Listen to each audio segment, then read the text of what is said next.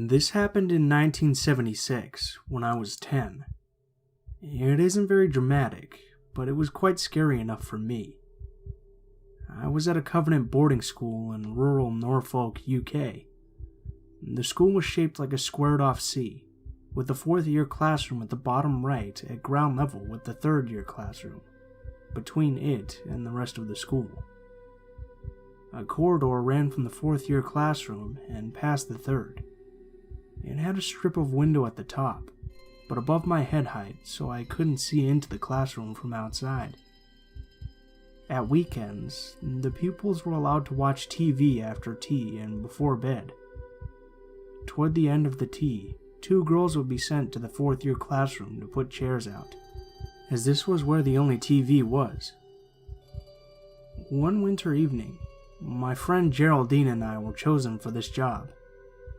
I finished tea before her and set off for the classroom. I got into the fourth-year classroom, and before I could put the lights on, I heard something from the third-year room I had just passed. It sounded like shuffling, and desks being nudged, and chairs moved.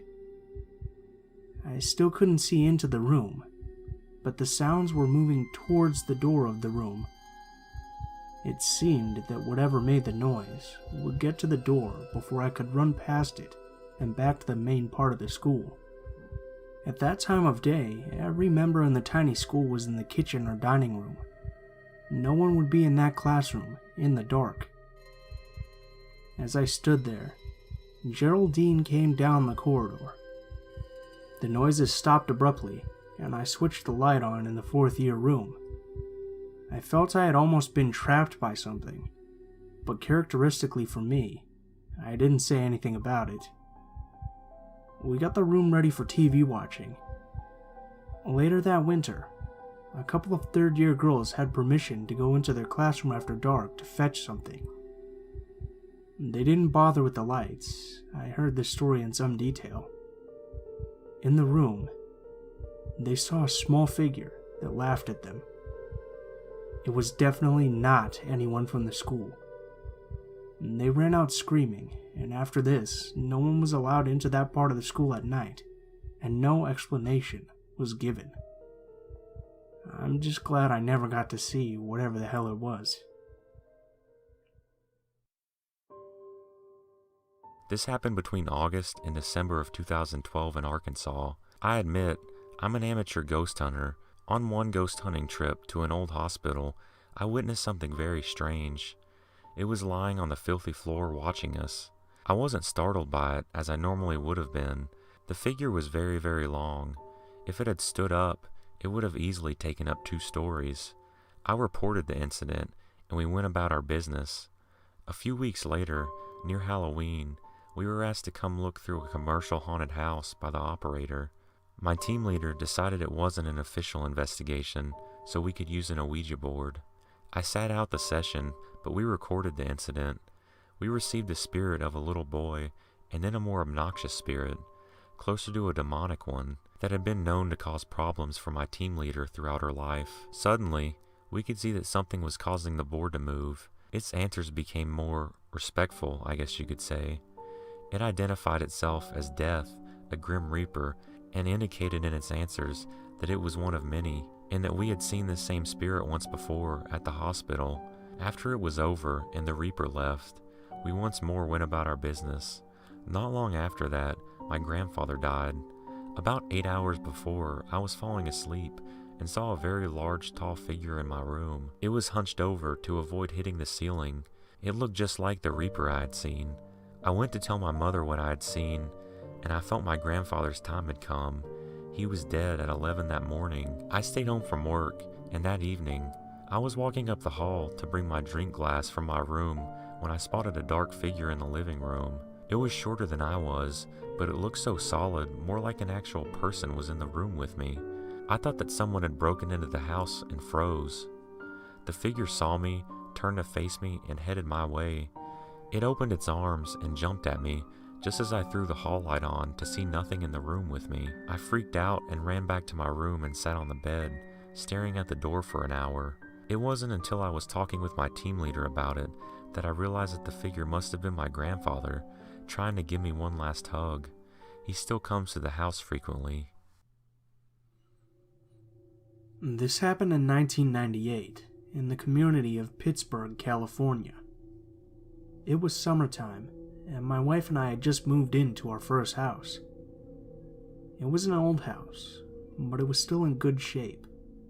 The only thing that needed some attention was the front and backyard. They were overgrown with weeds and bushes. The previous owners designed the front to look like Arizona. Instead of grass, they planted a variety of cacti and other desert plants. They had rocks placed in a way that formed a trail that went over a dried creek courtesy of a homemade bridge. They even placed skulls of cattle here and there to give it a bit more authenticity. It was alright, but we wanted grass. We knew it was going to be a lot of work for just my wife and I, so we called our good friend David to see if he could lend us a hand. David was a hard worker and a handyman. He could do a lot of things.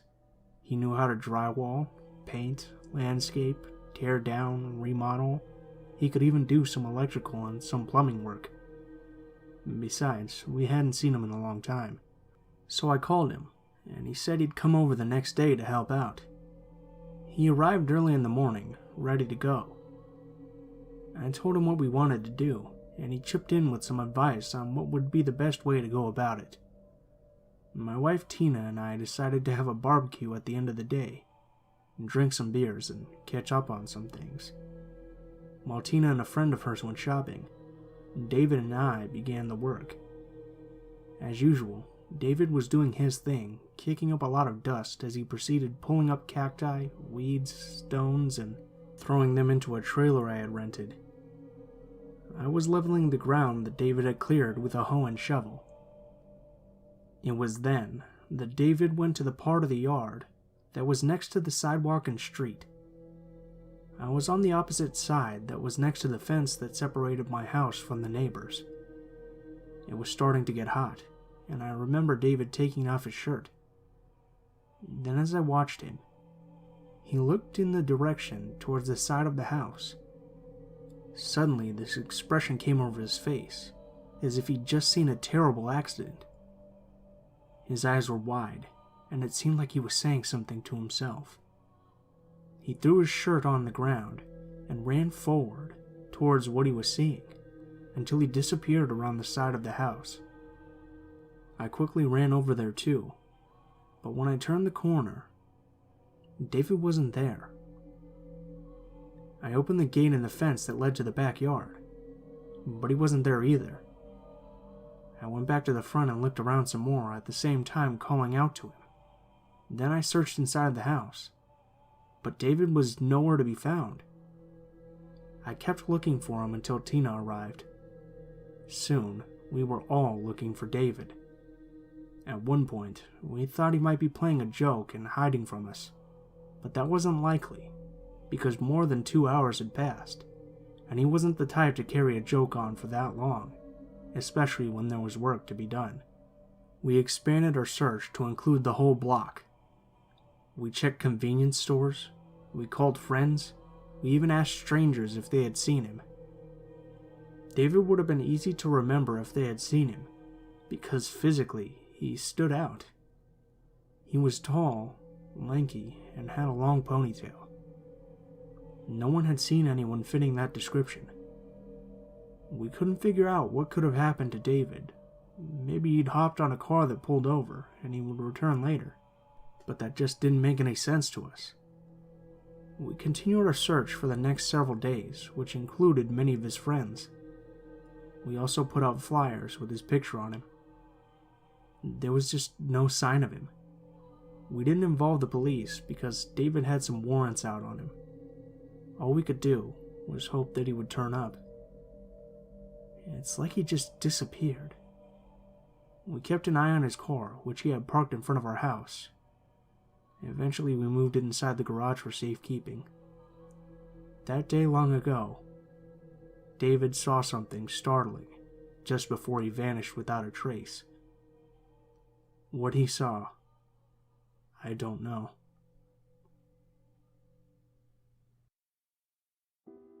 I bought an older home in Fargo, North Dakota in the spring of 2002. At first, I didn't pay any attention to the noises and the lights flickering because of its age. In the first few weeks, I would see someone run by my window in the backyard. I would run out and try to catch them, but never saw anyone and wondered how they could run down the side of the house so fast. All I could see of him was a black shape of a man from the waist up going by. It took some time before I realized that the guy would have had to been 10 feet tall for me to see him through the window. I'm 5 feet 6 inches tall, and the bottom of the window is a few inches above me. I still didn't think anything of the noises and the flickering lights. I was sitting on the couch, and an orb came from an outside wall in my staircase and into the other wall. The other time I saw them was during the day, and two orbs, one behind the other, egg-shaped and solid white, went about 4 feet off the ground across my living room and disappeared. Again, I was sitting on my couch with my cat, and we both watched them go by. My cat couldn't have cared less, and they didn't frighten me either. I'm not looking for odd things to happen, so I didn't notice it unless it was in my face. I had moved in a dresser and left it at the bottom of the stairs because I didn't feel like hauling it up to the second floor yet. That evening, I heard a loud noise in the area and just thought it was something falling down the stairs. I put stuff on my stairs and would take it up all at once instead of a bunch of trips. When I went there the next day, a drawer was open, and not just a little, it was pulled almost all the way out. Then I became frightened. During the winter, I put plastic on the windows to keep the cold out. The tape that I used takes the paint off when removed if you're not careful enough.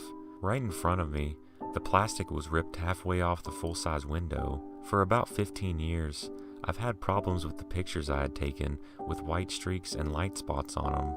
I thought it was where I was getting them developed, so I took them to 4 different places, hoping to correct the problem.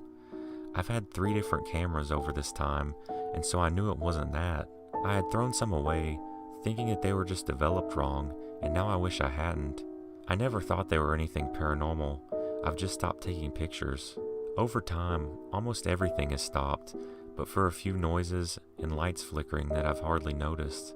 Now it's January 2016, and I've heard some loud noises, my lights are flickering again, and too many bulbs are going out, but it's an old house. What I can't explain is all my electronics are not working properly. My coffee pot I love started leaking, and my gas stove I used to heat my house stopped working all in the same week.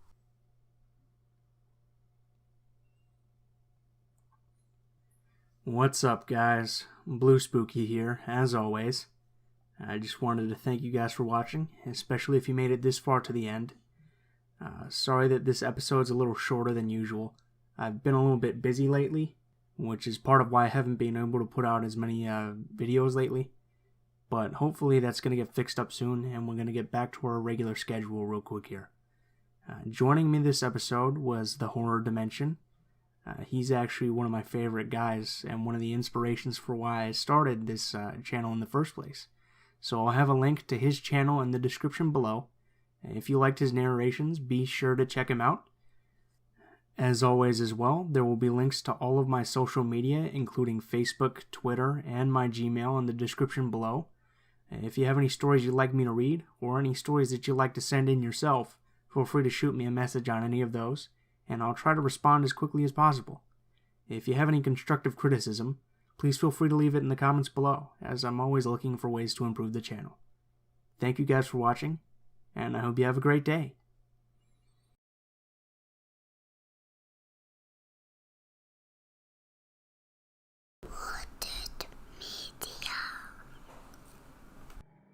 I grew up in a farm town, and the only place to get groceries besides the grossly overpriced Shopco on the edge of town was the family-owned supermarket, Robertson's. The Robertson family was very attractive in the community, but also had a reputation for misery to straight-up evil, depending on who you asked. If you asked me and the rest of the bag boys, Robertson's had a dark aura around it. Many features contributed, like the vaulted ceilings in the back room, the creaking floors in the offices upstairs, and the door hidden behind a pile of old shelves that seemed to lead under the loading docks. The worst was the patriarch of the Robertsons, Blaine. He was too old to handle the business decisions, but was too stubborn to let his toupee-tooting son to take it off his hands. So he spent his days shuffling around the floors, agonizing the bag boys at every turn. He'd chastise us for clocking in more than a minute early, and he'd chastise us for standing at the clock with a minute left on our shift. He'd chastise us for laziness the second we weren't actively moving items. I always joked that Blaine was a vampire. He just refused to pass. Why else is there never a call over the intercom for kids who lost their parents? One night, my suspicions were reinforced. Blaine had showed up about 9 to take care of some office work upstairs.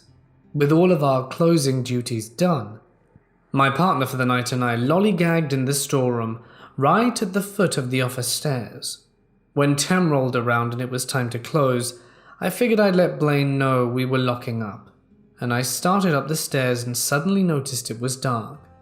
I got to the top and looked around. Not a single light in the offices were on. We had been standing at the bottom of the stairs the whole time, and Blaine had never passed us. Even when Blaine isn't looking like Nosferatu, strange things happen upstairs. The exposed water pipes leading upstairs twang like someone hit them with a hammer. Footsteps on the creaky floors echo through the whole back room, and all of this happens when the offices are pitch black, as we stand next to the stairs. One night, my partner and I got freaked out by the noise from the offices and decided to spend the remainder of the shift lapping the store. But as we walked perpendicular to the aisle, a can of green beans halfway down the vegetable aisle suddenly fell off the shelf. We put it back in place and started walking again. 2 aisles down, another can fell off. This time, as I put it back in place, a can 15 feet down the aisle flew off the shelf. We left that one sitting 100 yards around the cash register for the rest of the shift. To top it off though, a bag boy requested to be taken off night shifts after an experience he had in the break room. The break room has 2 small bathrooms, male and female. He was taking his dinner break when he had heard a baby crying from the women's bathroom. He had been there 5 minutes already and hadn't seen anyone come in, much less a baby. He ensured the crying for 5 more minutes before he got concerned and knocked on the door. Repeated knocks and questions got nothing back except for the non-stop bawling. He was finally convinced something had happened to the mother and cracked the door open, only to find the room dark and empty. This happened about 3 years ago. My best friend and I grew up in a sleepy wannabe New Jersey Central Florida town, and we were the outcasts. We had met in 6th grade when I'd overheard her talking to another classmate about bionicles, my 11-year-old self's passion. We became fast friends and soon were inseparable. Soon began the gauntlet of sleepovers, birthday parties, and family gatherings. We were practically siblings. She was the first person I came out as bisexual to, and in turn, I was the first person she told about being trans. Her home life was tumultuous, though I can't say mine was any better. We often had the habit of taking refuge in each other's houses. Like I said, we became like siblings. Her father was an alcoholic, strict, and prone to physical discipline. Her sister was a stuck-up girl who soon gravitated towards the hicks and jocks when she entered high school, and her mother was a pseudo-vegan hippie love child held over from the 80s. When I was 23, herself 22 at the time, we had another long night of sleepovers in order to let her escape yet another fight with her mother. She'd recently lost her job at Walmart, and I was going into my first shift at a Taco Bell the next day. On the drive home the next morning, she excitedly told me that since she now had her own vehicle, she would be applying at pizza places that were in need of a driver. I was proud. It was the first time she'd ever hunted for a job on her own, and I'd usually be the one to coax her to apply where I was working. Not that she ever lasted very long. My first training day goes by quite well. My co-workers are friendly and try to get me to talk more. My manager likes to playfully embarrass me, a fat white guy, by trying to get me to talk hood to the other workers. Being a training day, it wasn't a very long shift, but I'd gotten up early in anticipation, and this was my first day on the job in a few months. I got home around noon, informed some of my internet friends that my first day went well, and around 5 p.m. I started to bed down, drained from a good day. As I'm preparing to lay in my bed, I get a stream message, her lamenting another fight with her mother and asking if she can come over. I'd started to grow a bit wary of the fights on their end. I had begun to repair my relationship with my family and a few friends, and I had given her advice many times on how to better approach things. In my infinite wisdom and eagerness to sleep, I left the message unread and drifted off into slumber. Around 8 p.m., I am awakened by her bursting into my room in a panic. Having just been ripped from a dream, I'm groggy and disoriented, and I drag myself to the bathroom to relieve my bladder and come back into the room to find her rocking back and forth on my bed. That's when I notice she's covered in blood. She informs me that she just saw someone murder her mother with a knife. My mind goes blank. In the deepest parts of my mind, alarm bells start ringing. Isn't the rocking back and forth a bit overdramatic? Why didn't she call the police? But this is my best friend. I've known her for over a decade, and we were the only two people in the world we would count on. I suppress it and go to inform my sister and stepfather. My mother had passed away the year prior, and it was roughly a month to the anniversary of her death. We were all in a dark place, antisocial as always, and it was the only way we knew how to handle emotional issues. When I inform my family, they immediately go to the same place I had, though they are far more vocal about it. I offer excuses that I knew myself were flimsy. And so then I returned to the room with phone in hand. I convinced her to call the cops, and I can hear her explain the details over the phone. A man in a black ski mask. And when the cops arrive, she swears up and down that it's most likely her father. They send cars over to check the crime scene and take her in for a statement. I ride with her in the back of the cop car over to the sheriff's office. It gets to be around 2 a.m. Her sister was brought in, as was her father. I have work the next morning and request to be taken home by a police officer. It takes me a while to go to sleep that morning, and the next day at work I'm quiet until my manager asks me what happened. I inform him, but decided to work the rest of my training shift. When I get home, my sister informed me she confessed. Her mother threatened to kick her out for not being able to find a job, and in a rage, she had taken the kitchen knife and done what you know to her mother. My mind froze like a bad computer, and I turned to face my monitor. I was in a Discord call at the time, and all I could weakly say is, my best friend confessed to murdering her mother, before hanging up and laying on my bed. Her last trial was the 7th of this month. I don't know the result, though my grandmother tells me she took a plea deal for life in prison rather than the death penalty. Part of me wants to contest that, to demand that they take the death penalty for ridding the earth of such a peaceful and caring woman. A large part of me is glad she's being punished. Natalie, you are my best friend, my sister, and my platonic soulmate. But please, let's never meet again.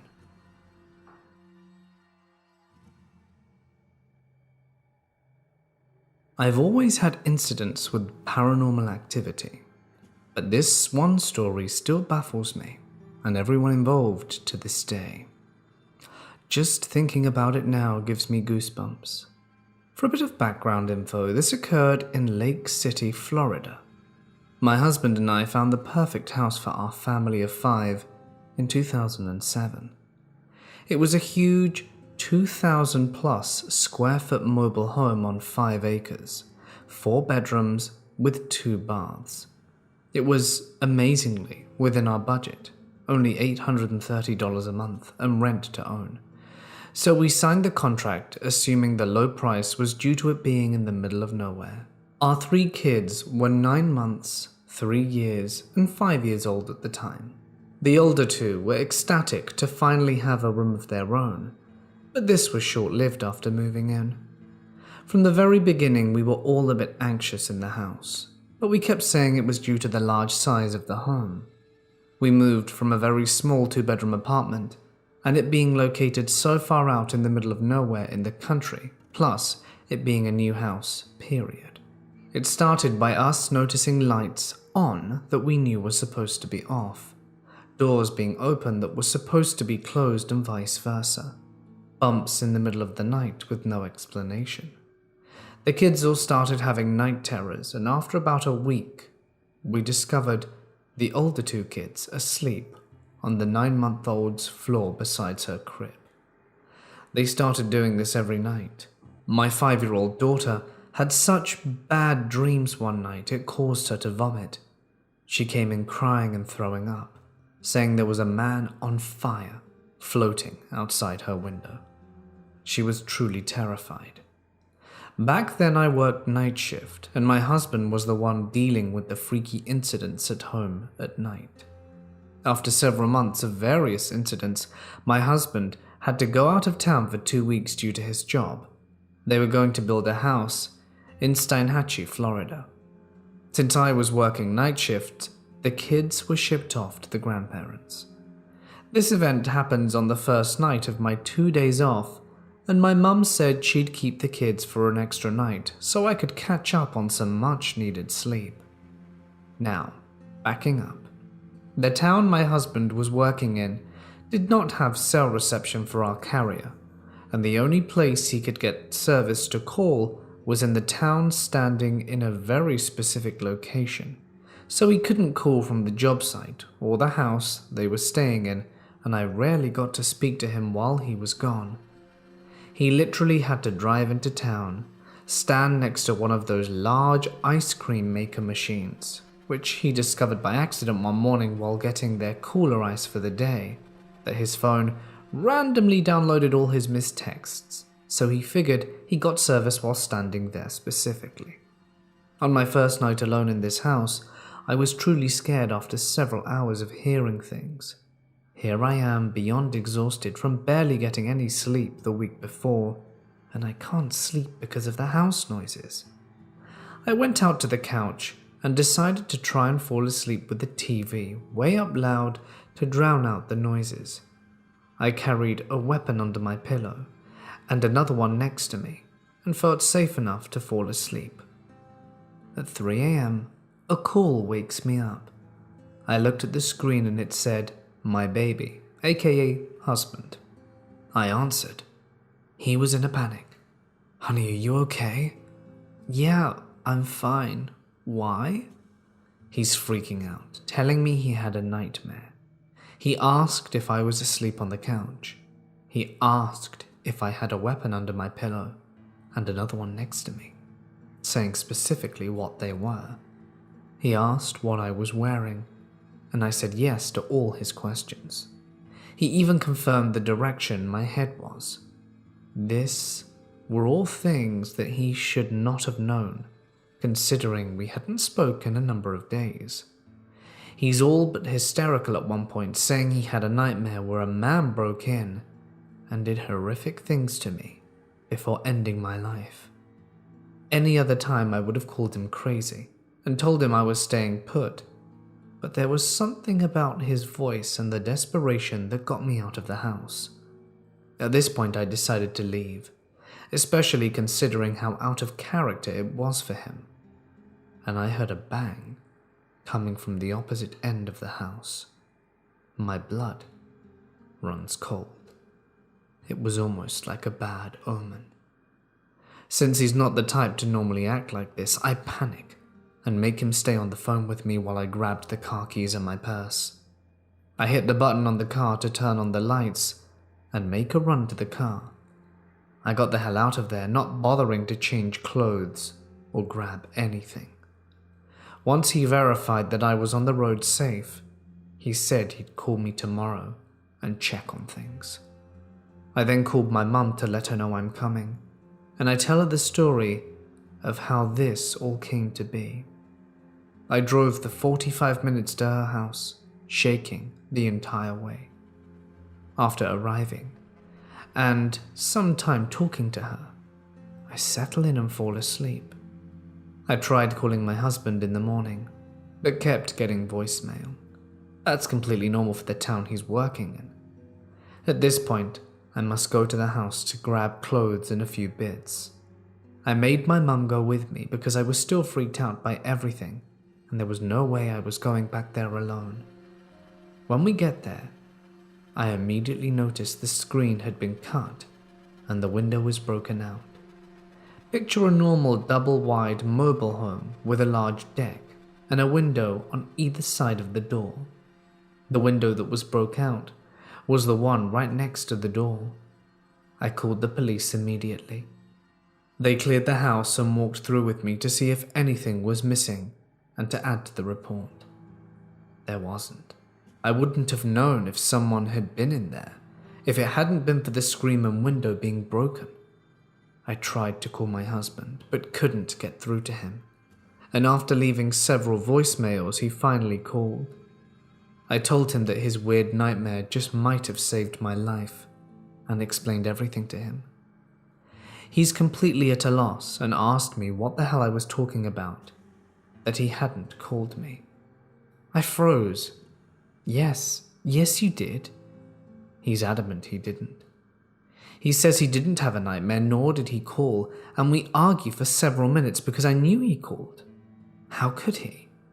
When he said when he was at home all night, and he only got cell service in one place. That hadn't even crossed my mind at that point. I told him to check his call logs. He didn't have any outgoing calls. My phone, however, showed that I had received a call from my baby at 3 a.m. I sent him a screenshot of my phone, and he has no recollection of ever calling or of the nightmare. I'll never forget the panic in his voice, the desperation for me to leave. The details he couldn't have known.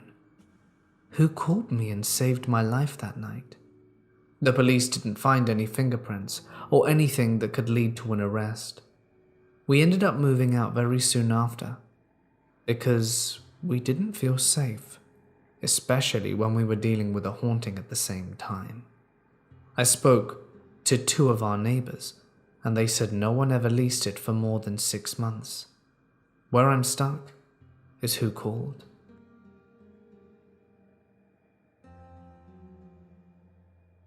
I used to work graveyard shift in a nursing home in Texas, and there were 3 occasions that I saw what I considered to be shadow figures. Nothing scary happened, but it's the only occasion I've been at where I've had personal paranormal experiences. Maybe a week or 2 before this occurred, a man passed away suddenly after waking up and following his normal routine. He went from getting himself dressed and going for his daily walk, and after having 1 coffee, in the time it took him to ask for another cup, he suddenly stopped breathing and was gone. During normal work duties, I saw a completely black head peek around a corner, and then go back to being obscured by the walls, like a man peeked around the corner, then went back on the hall. There were no noises associated with anyone leaving a room or anyone walking down the hall, and when I went to investigate, the hall where the man peeled around the corner, there was no one there. The man that suddenly passed away lived in a room down the hallway, and the head peeking around the corner, I think it's him. Maybe he just hasn't been able to move on yet. The second incident was when I was working graveyard shift. We did some housekeeping duties since a lot of people sleep through the night, and I guess they wanted to give us something to do. So I was dusting around the TV and saw a human shadow walk behind a couch reflected in the TV. Again, no sounds of a resident opening a door. So at this point, everyone was in their rooms sleeping.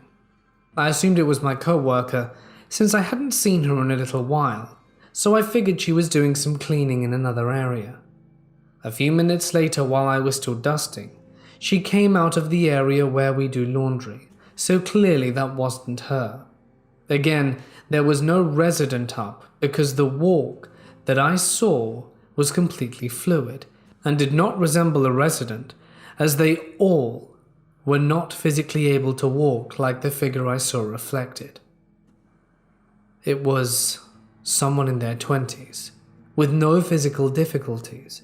That's how they walked, and there was no color reflected in the TV. It was fully black, like a walking shadow. That unsettled me for a while. The third incident is there was a woman who knew was passing away. Our duty with her was to keep her clean and comfortable while she was in the process of passing. That night I saw through the window of the nurse's station a pure white shadow walk one way down the hall the woman was living on, who was in the process of passing away. Then I saw the figure walk the other way down the hall. I then saw the figure walk the first way down the hall again. To this day I didn't know why the figure was white when the first two figures I saw were black, but I'd like to think it was the woman's guardian angel of some kind, staying with her or waiting for her to pass to take her to the afterlife. After moving to Mississippi and getting jobs here, I've had no more paranormal experiences, so there must have been a high level of energy at that place in Texas. It was a fairly new facility, so maybe that had something to do with stirring up energies. There was this one time that I was out on a date with a girl. We did a happy hour dining thing that went well, so we wanted to keep things going. There were a decent number of red flags flying, chief among them being that her ex was a 1%er in a local biking gang and was in prison. But she was hot and I'm an idiot, so we wandered down the street to her favorite bar. At that point, she's a full-on social butterfly, wandering the bar chatting to all the regulars, so instead of following her around like a puppy dog, I just saddle up to the bar and start talking to the group of guys next to me. Very nice dudes, very chatty and amiable. Eventually, a number of bikers pull up. Now I'm a bit concerned and ask my new friends if everything's cool, since I told them my situation. They reassure me everything's fine and I'm welcome there. Maybe an hour later, I wander off to the bathroom, come back, and the dudes tell me in a concerned tone that I need to leave now. To this day I have no idea what happened, but there was no mistaking the urgency of their tone. So I promptly paid my tab and headed to my car. I hadn't seen my date in a while, so I was a bit surprised when she came running out the bar, jumped into the passenger seat and just yelled, "Drive." No high-speed chase or anything after that, but let's just say I was a bit freaked out. She was mostly incoherent at that point. I took her back to her place, and we got there and she tried getting freaky with me in the car. After the night's events and with her being wasted, I gave the whole situation a hard pass. She started crying. Then in short, order puking out of my door. It kinda goes without saying there was no second date. My sense of self-preservation kind of outweighed my curiosity at that point. This dream has stayed with me, and I think it always will. Although not profound or life-altering, I've never been able to shake the memory and the feeling of absolute terror and dread. To give some context, this was a number of years ago. Currently, I'm 23 years old, and this dream occurred at the age of 11. As a child, I suffered from sleep paralysis for a number of years. At first, this terrified me to the point of me not wanting to sleep. It became so bad that I pushed myself to states of exhaustion before my body could no longer remain conscious and I would pass out, only to return to the horrifying imagery of my subconscious. The first time I ever experienced sleep paralysis, I still lived with my aunt who fostered me, which is another story entirely. But I was in my old room in my old bunk bed, and I remember it all so clearly. I awake to the sensation of not being able to move, struggle as I may, and this confused me, but didn't scare me, not yet. It was only when I saw what stood in the corner of the room did my fear really start to descend. It was a hooded figure, all black, so very black, darker than the darkest shade of black. In its hand was some kind of weapon, like an oddly shaped axe or scythe. Its face was that of a skeleton, ghostly white, and dark black holes that felt as though they were sucking the life straight out of you, where his eyes should have been. It stood there, staring at me. My eyes widened as I prayed for this to be some kind of dream or hallucination. I was frozen in fear, not that I could escape, even if I had the courage to move. Its sharp, crooked, daggered teeth began to form a smile. The most gut-wrenching, heart-stopping smile I could ever imagine. The kind of smile that alludes to such confidence, such domination and power over me, that it only frightened me more and intensified my fear.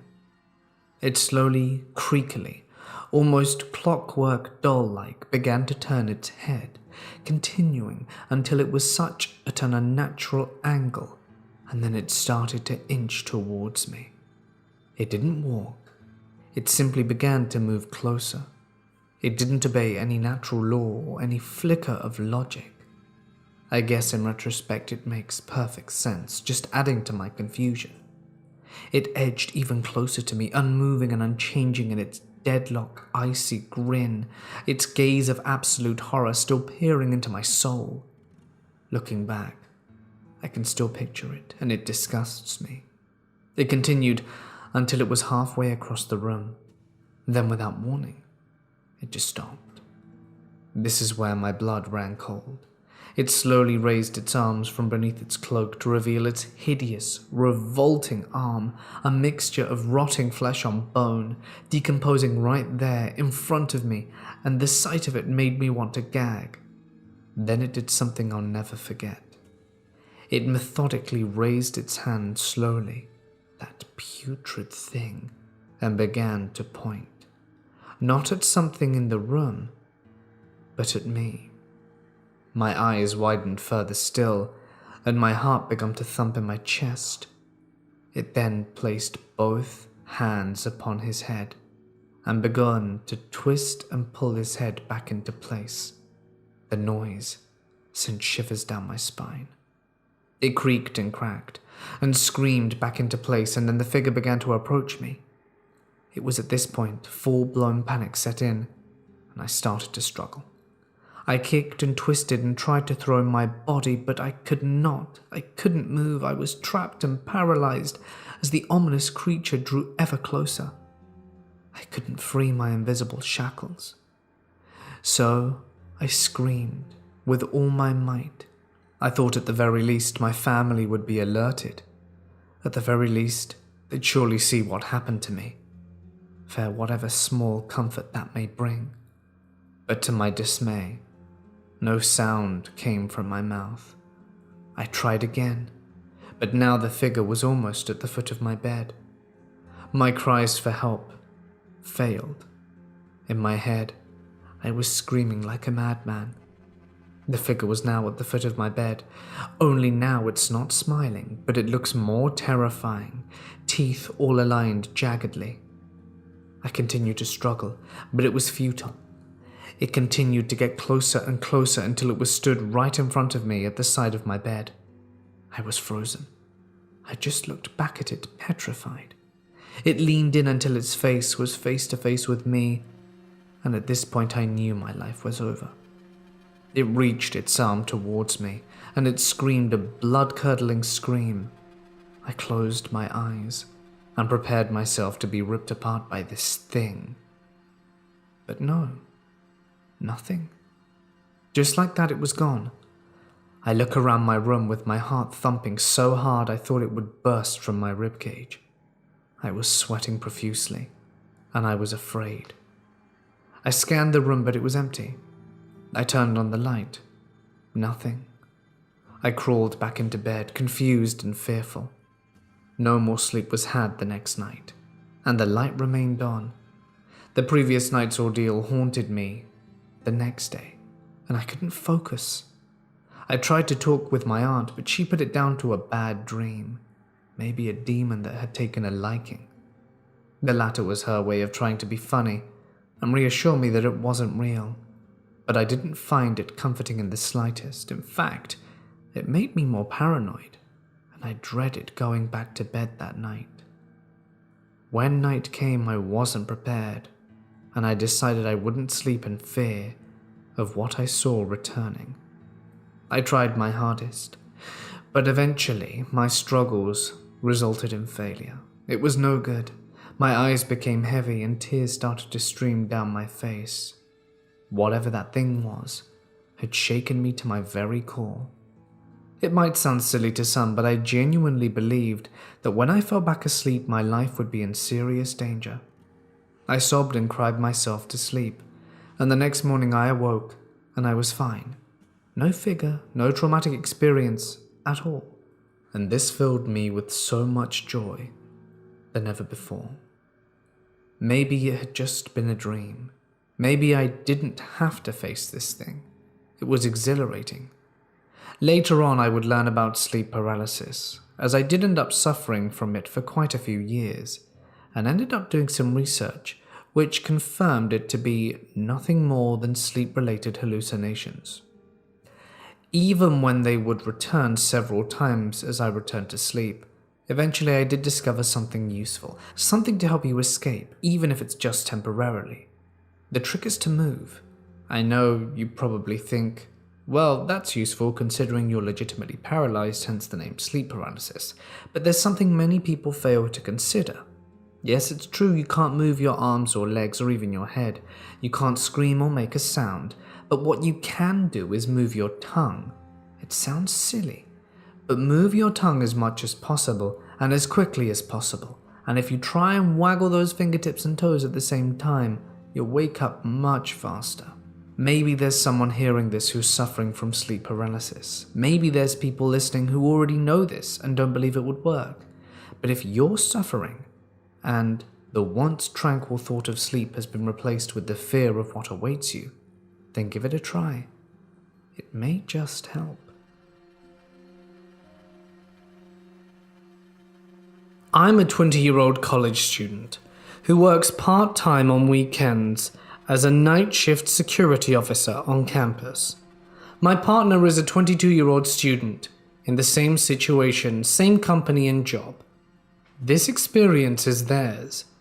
We are both currently on duty at different posts, and they messaged me about this experience a few minutes ago. I'm sharing it on their behalf.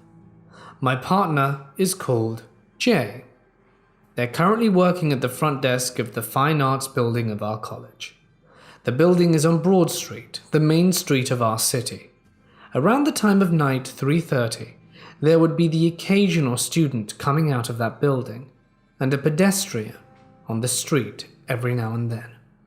Jay's security cameras show the area just outside the building, including footage of the dumpster and back parking lot and the sidewalk out front, which is well lit by the street lamps since it's a main street. The cameras have about a 5-second delay, but show smooth enough footage. Jay messages me, "I just watched a person dissolve on my camera system like the wind blew them away. It wasn't any kind of screen glitching I've ever seen." Upon questioning them, they told me they saw what looked like two figures wearing hoodies with their hoods up, who were not identical, that seemed to be walking together. They said only one of the two figures dissolved, and that the one who was solid didn't seem to realize the other person was there. They didn't seem to be talking, and when the figure dissolved, the solid figure didn't even seem to notice. The solid person's walk/cycle movements didn't glitch out when the other person dissolved. The camera seemed to be working correctly. The figure didn't appear to glitch or pop out of existence. Jay specifically described him as dissolving into the wind. What could have Jay seen? Has anyone ever had a similar experience? Does anyone have reading material or a term to search up? I know it's nothing crazy, but we're scared and unnerved, and truly unsure of what to do.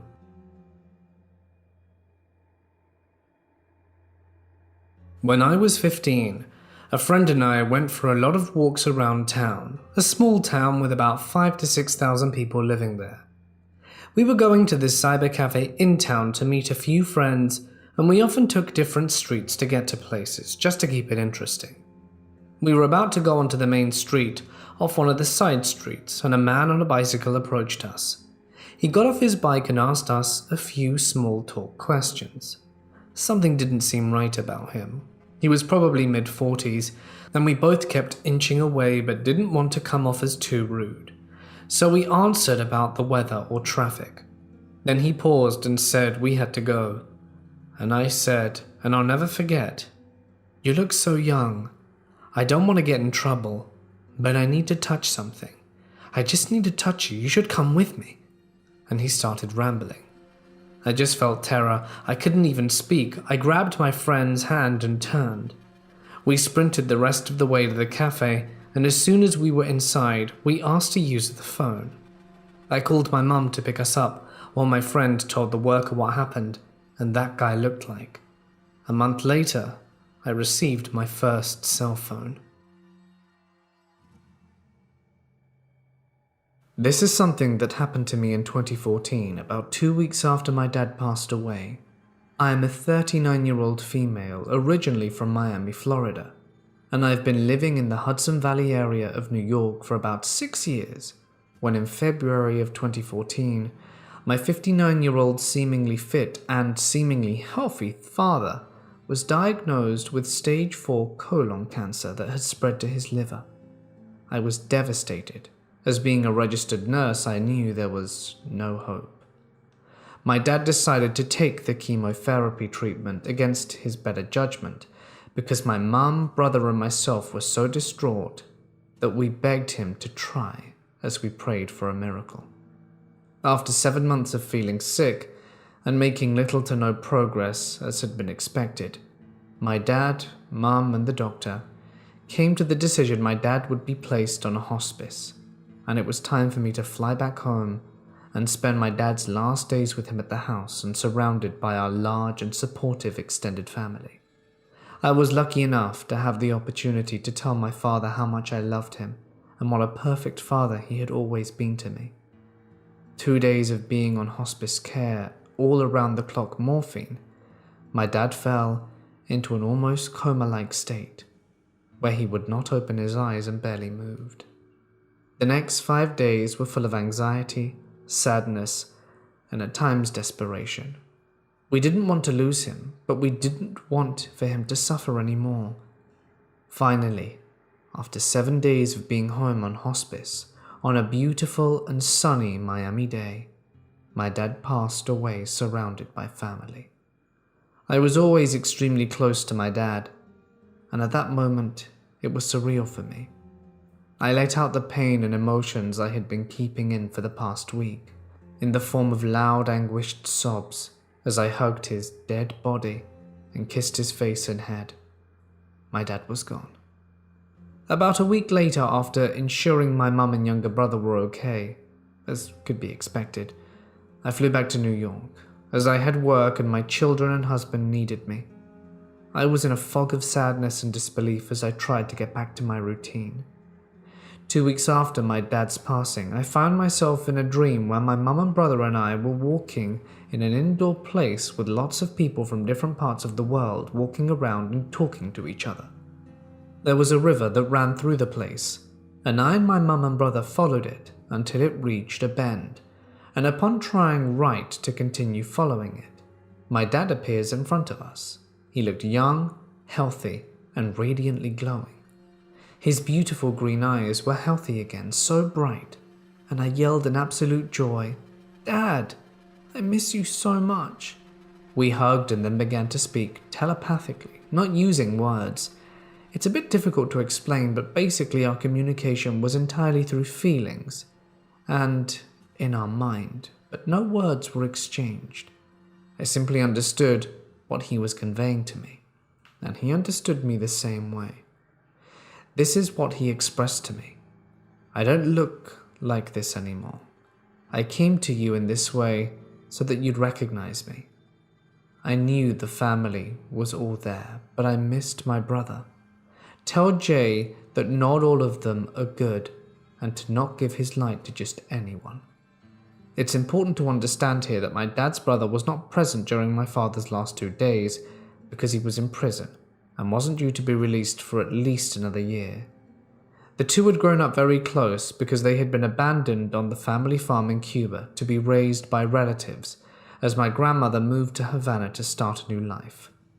Regarding Jay, he's my little brother and my dad's youngest son. He had been doing drugs and spending time with bad people, and although we didn't know the extent of his involvement in this type of lifestyle, we knew he was potentially in danger.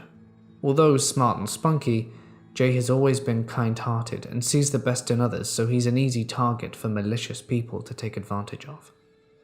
After communicating with my dad for a bit, his late mother, my grandmother who passed away a year earlier, came into the dream with desperation and urgency. I didn't want to speak with her, but she insisted I had to listen because she had things to say to the family. I looked at my dad sadly, and he communicated that he could not stay and could not communicate with me anymore because she was there. Apparently she was stronger than him. He was gone. Despite her insistence and desperation, I didn't listen to my grandmother except to learn that she was trapped in a place and needed to move on. I did not try to help or listen further as my dad was gone. I woke up. I had an intense feeling that this was not a dream. And now 5 years later, I remember the dream vividly, and the feeling that this was a real communication with my dad and, unfortunately, my grandmother. I believe my dad wanted to let me know he was okay, but I also got the feeling that he was very new in the place where he was and not yet strong enough to truly hold his own there. I believe he had an opportunity to speak with me and took it. I've had dreams of him in the last few years, but never one like that. I love and miss my dad every day. This happened after work this past Christmas Eve. I work a later second shift from 5 p.m. to 1 a.m. or until we're done. I should also mention that while the warehouse is in a nicer area, a couple of blocks down it gets sketchy at night.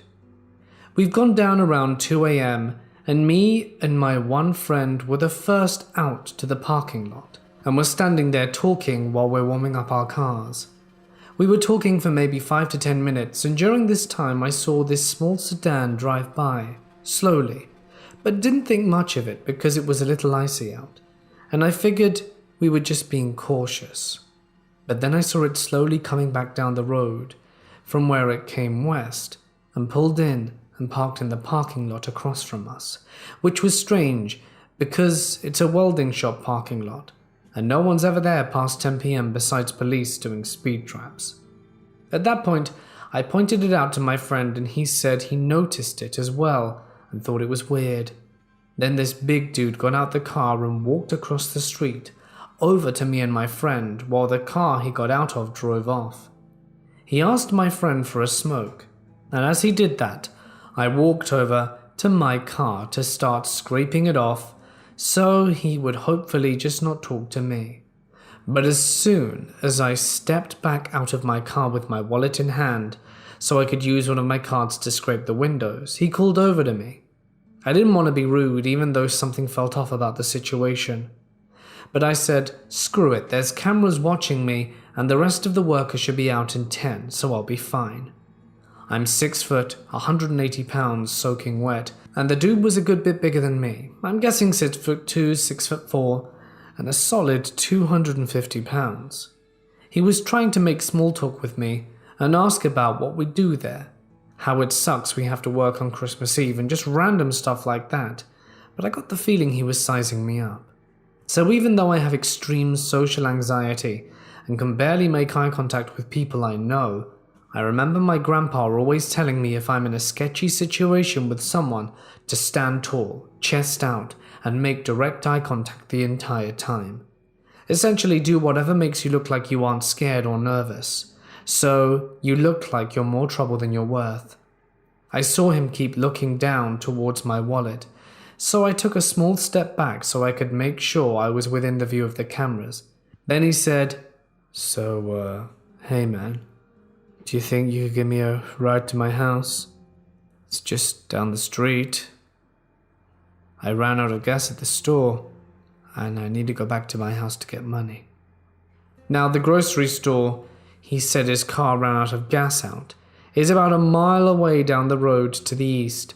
Yet the dude came from the west, and also if he needs a ride to his house in the west, why wouldn't he have just gone there from the person who dropped him off who came from that direction in the first place?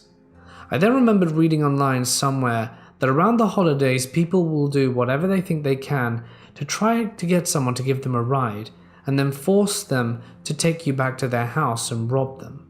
At this point I'm like, screw this, he's trying to rob me. So I walk back towards my car since I know I have a giant utility knife under the seat and tell him I'm good and to please get off company property. And he was like, "Come on man, it's Christmas Eve," while looking visibly pissed.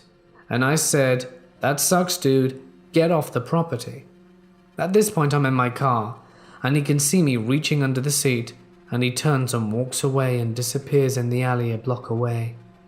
I then go over to my friend's car and tell him what happened, and he said the dude was trying to get him to give him money for smokes, and then tries to convince him to give him a ride to the ATM. 2 days later, a picture of the same guy is on the local police department Facebook page asking for information on him, because he was wanted in relation to a string of armed robberies that happened during Christmas time. This happened when I was an 11-year-old boy, visiting a movie theater with my family. I remember I was 11 because I had to lie about my age in order to get into the movie, which was a PG-13. It was a long movie, and by the time it had finished, we had all become rather hungry, and so decided instead of going straight home, would grab something to eat. We jumped into our family Land Rover and headed just a couple of minutes down the road to where several fast food places were located. As was often the case, an argument ensued about which fast food restaurant we would purchase our food from. My family preferred KFC, and me only liking Burger King.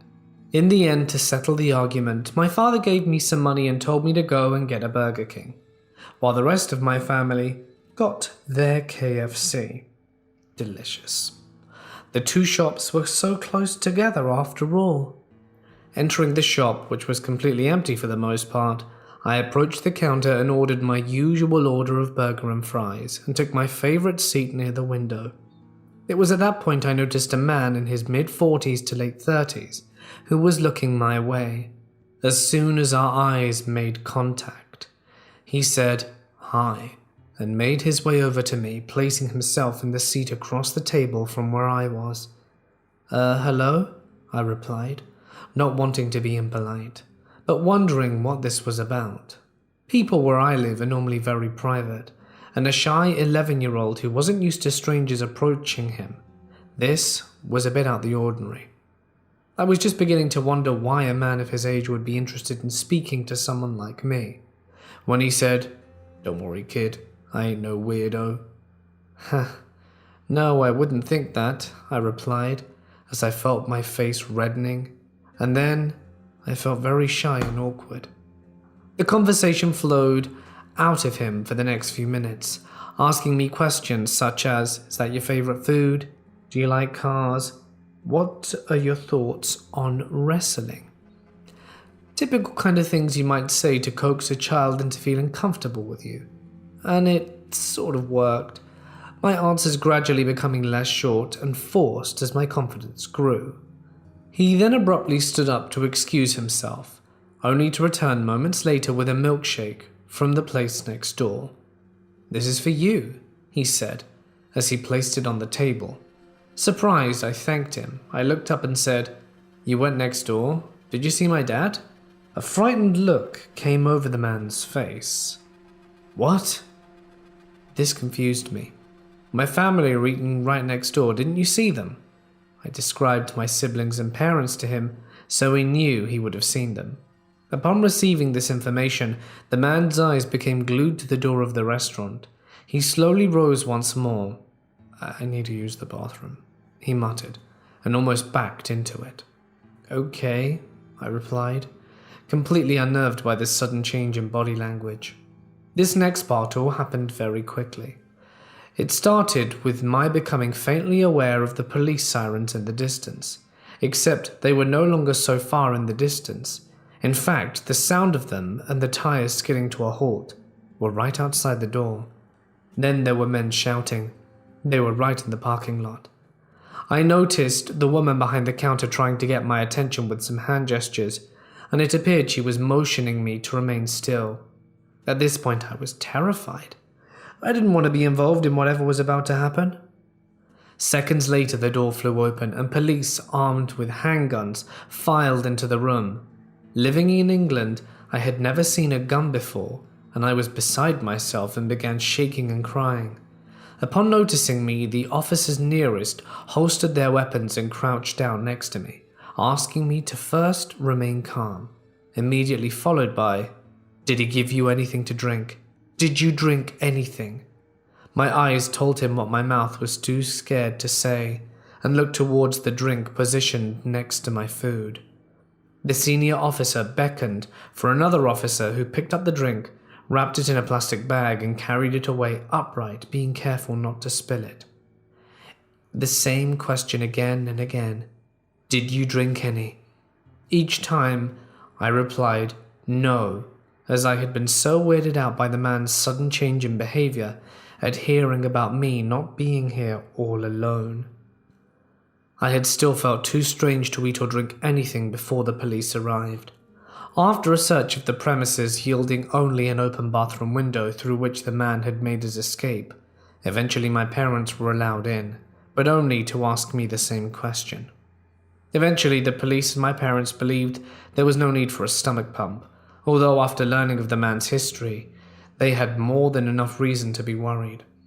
It turns out, this man would often befriend young boys in fast food places and skate parks up and down the country, and then offer them a drink laced with crushed sleeping tablets, take them into his car, drive them out into the woods, and, do bad things. So heavy was the dose of sleeping tablets, and so far away was medical help, that often the boys never woke up and died in their comatose states. I tried not to spend too much time thinking about how it could have happened to me, and I hoped they caught the guy shortly afterwards. It had been the woman working behind the counter who phoned the police after becoming concerned, and the police have been looking for this man for quite some time and rushed to the scene upon getting a matched description. I never got the chance to thank her. To think, it could have been the last time I ever saw my family, and to this day, we now always use the drive-thru instead.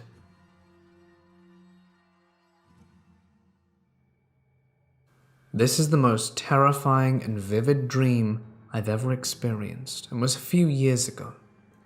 I was in my sister's hometown because she was in the hospital, so her room as well as her roommate's room was empty. My parents stayed in her room while I stayed in the roommate's. We'd been there for a few days and I had no previous issues up until then.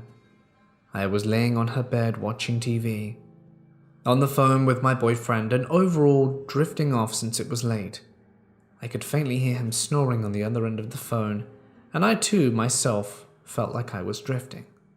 I vividly remember what apparently was a dream that felt very real. I was in an unknown house getting out of the bathtub. I walked past the hallway and to the room to sit and watch TV. Everything was normal for a few minutes, when out of the corner of my eye I saw movement. I turned, seeing the long hallway of this unfamiliar house. The light above it was flickering, like it would in a typical scary movie. I ignored it and looked back to the show I was watching, but again saw something with my peripherals. I turned quicker this time, thinking I'd be able to catch whatever it was before it disappeared again, and I saw a tall dark figure, but it wasn't a person. I was immediately filled with fear and dread. I was frozen for what seemed like hours.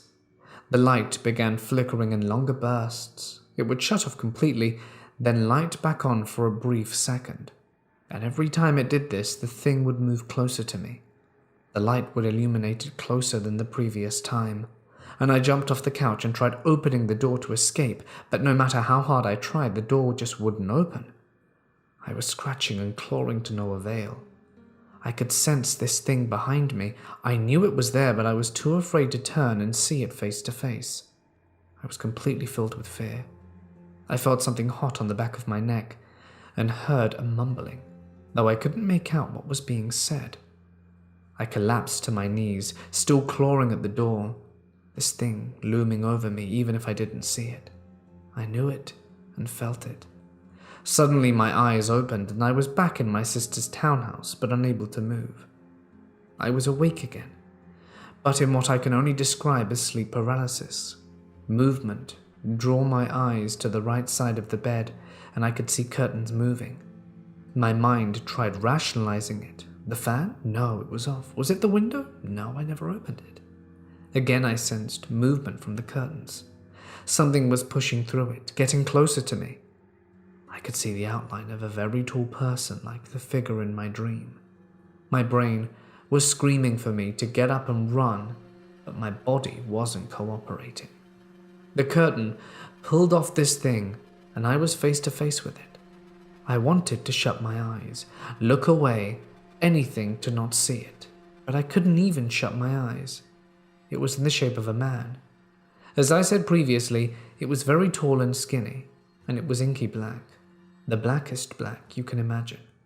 It had no features, no clothes, nothing. It had no eyes, but I felt like it was staring at me. I was in full panic mode at this point. I saw a flicker of color, and suddenly I realized I was staring into a pair of glowing red eyes. We held contact for what seemed like hours, when I felt movement in my body again. I snapped out of it, jumped out of the bed and ran down the hall to my sister's room where my parents were asleep. I knocked frantically on their door, calling for my mum. The knocking turned to pounding, and my call turned to yelling for my parents to let me in. I never turned back towards the room. I was too afraid to see those eyes peering through the doorway or seeing it stalking me. They opened the door, confused at the sight of their 22-year-old daughter crying and screaming in the middle of the night. They questioned me, but I made up a lie, as I knew they'd think I was having a nightmare or I was just exaggerating. I told them that I thought someone was trying to break in through the window, but that didn't make sense either, since we were on a second story, but I stuck to it. My dad went to check and of course found nothing.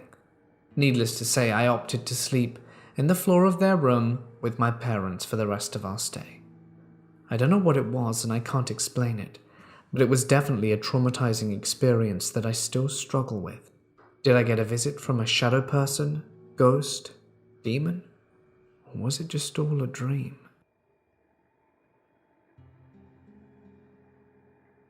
I work as a nurse in a psychiatric unit, which is conveniently tucked away around the back of an old hospital.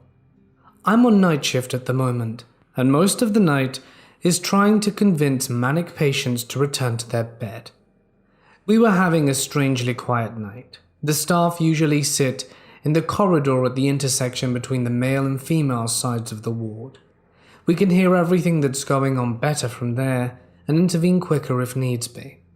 There's a shower room located just to the left of where we sit. It has a toilet, a short wall partition separating the showers in the far corner of the room. As we were sitting there, the door to the shower room slowly crept open. No big deal. We got up, closed it again, and went on with the night. It happened again, about an hour later, and again we thought nothing of it. After closing the door a second time though, we soon heard the sounds of running water. I got up to check, and found a tap in the shower room was running. I thought it must have been faulty, but when we tried to turn it off, it spun easily and stopped running water. Feeling a little bit freaked out, I checked around the partition to the shower in case a patient was somehow hiding there, but no one was there. When I turned to walk back out, I felt a sudden chill on the back of my neck and heard what sounded like gas hissing behind me. I glanced back around and checked the shower, which seemed to be working fine, and just assumed there was trapped air or something. The next night we were sitting in the same place, and again, it was an unusually quiet night, until around 2 a.m., when we heard a massive bang and then a dull thud, as if something had hit against a wall and then slid to the floor.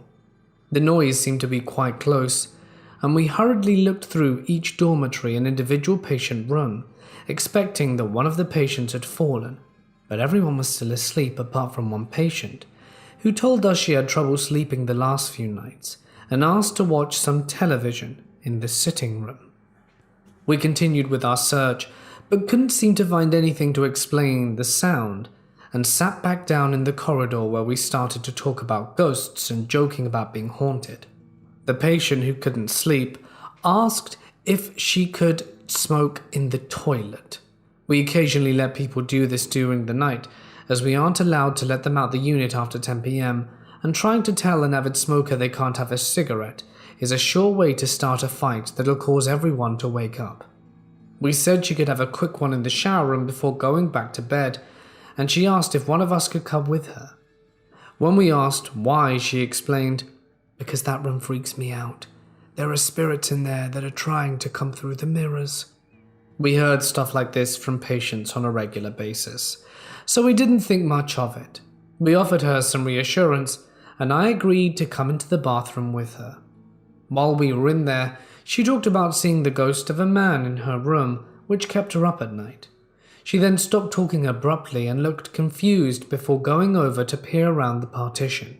I asked her what was wrong, and she shushed me and asked in a whisper if I heard what she'd heard. I admitted I couldn't hear anything. Again, this is a common occurrence for people who talk about auditory hallucinations on our ward, but asked her what she heard. She said she thought she could hear a dripping sound, but there was no water running, and when she checked behind the partition she heard a hissing sound. I suggested she finish her cigarette and get back to bed, and she asked for some medication to calm her down, then said, "Man, I hate that bathroom. The doors open and close by themselves, you know." After she went back to bed, I was telling the other staff about this, and we were all joking about how much of a freaky coincidence it all was. We were still discussing it when the day staff came in. When the first nurse arrived, she came over to ask how the shift was, and we asked her if she believed in ghosts in a jokey way. She said she didn't, but that she had bad memories of the ward that sometimes freak her out. She told us the worst thing she ever saw was 20 years ago when she was doing the hourly checks on the ward once, just to check on each patient every hour to make sure they're okay. She couldn't find one patient, so she went into the shower room because she could hear water running in there. She checked around the partition and found the guy lying dead in a pool of blood. He'd hacked himself to death with 2 blades, and he was obviously a very unwell man. The nurse told us that ever since that happened, a few times she's gone into the shower room and felt a sudden rush of cold air, as if someone was trying to run past her. I might need to start looking for a new job. To start the story off, for context, I absolutely despise bugs of all kind. Oh, of course, I loved them as a child, but over the years, from being bitten by every local bug imaginable, I began to despise them. Since I was raised in the South, I had fallen victim to fire ants, and I seem to give off a certain scent that attracts every mosquito and flea from miles around. But what did I hate the most? Roaches. Such disgusting creatures, the way they look, the way they move. Safe to say I had an intense phobia of them. I inherited a house from my dead grandmother in my late teens, and since it had been abandoned for about a year. That's right, you guessed it. It had become infested with large water bugs. Sleeping in the house was a nightmare, since occasionally the bugs found their way onto my bed. I could even hear them crawling in the walls at night. To cut a long story short, I went to extreme measures to eliminate them from my new home, and the war lasted a few years at least. One night, after spraying and fighting with these pests, I retired for the night, thoroughly creeped out. That night I went to bed and had one of the most vivid and disturbing nightmares of my entire life. I remember that me and my family were traveling, and we couldn't find a motel. This was a common occurrence with my family anyway, and they usually would wait until late at night only to find run-down cheap motels. After arguing what to do, we came across an abandoned-looking building, and my family decided that this was where we were going to stay. I guess because it was free? I voiced my complaints, but their decision was adamant. As we walked inside, it ended up being my old apartment building from childhood. Except the entire place was in ruins, as if hundreds of years had passed and the building was barely left standing. Deep cracks could be seen all over the walls, as well as large holes in the flooring. Dirt was everywhere, and both small patches of grass and vines were beginning to invade the building through these holes. I remember wondering just what in the hell happened to this place, since it did carry sentimental value after all. An overall feeling of depression and dread could be felt in every room as I explored, like some sort of curse had taken over these walls. When I went into what was my old bedroom, I saw the haunting image of my original bed as a child still there, except it was just as dirty as the rest of the apartment. The rest of the apartment is empty, but what is my bed still doing here, I wondered. I did my best to shake the dust from the sheets since we were apparently stuck sleeping here. I complained a few more times, but my father shouted and insisted that I lay down and close my eyes, so I did. I don't remember any form of electricity being in the apartment, but suddenly everything went dark. Only a dim glow could be seen emanating from moonlight shining through the holes and cracks in the walls.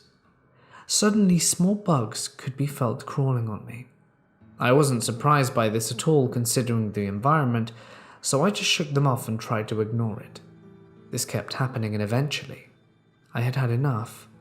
I jumped out of bed only to discover a far worse situation that I can imagine. Bugs everywhere. Green caterpillars all over the floor, spiders, and of course roaches everywhere too. I lost my mind. I ran into the other room with my parents, screaming that I wanted to leave now. At first they ignored me, but as these large bugs that I had never seen before began emerging from the cracks, emitted a screeching sound, they finally jumped up and decided it was time to leave as well. We packed our things as fast as we could, but when we went to the exit, a large group of screaming roaches approached our way. We weren't able to get through them. They moved with lightning speed as they ran all over the room, in and out of the cracks. One of the strange bugs I couldn't identify earlier bit me, and I let out a scream as I stomped on it, turning it into a pile of goo. Several more approached us, and all I can say is that they appeared like praying mantises, but different. We had no other choice but to fight. We went around stomping on whatever got close to us, while fighting off some of the flying bugs with our hands, and still occasionally getting bitten in the process. A swarm of flying bugs surrounded my face, and I fell backwards while trying to fight them off. That was when I saw what I can truly say was the most horrifying image I'd ever seen. I sat up and saw a large, roundish centipede-like creature emerging from a large hole. The creature was red, and not nearly as long as any normal centipede, but still had many legs. The creature crawled onto a large rock, and as its backside was visible, I saw the human face of an old man on its back.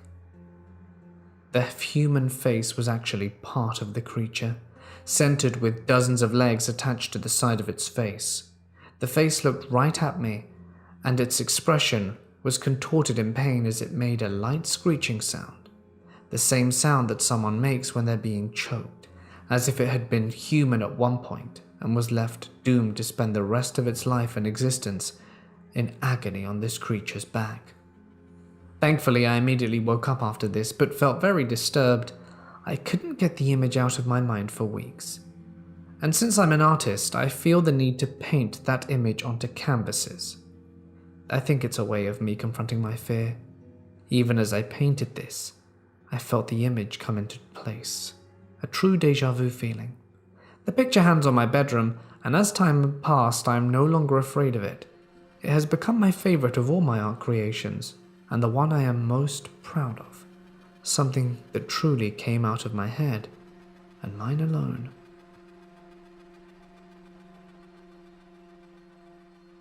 I work at a place with 5 floors and a basement.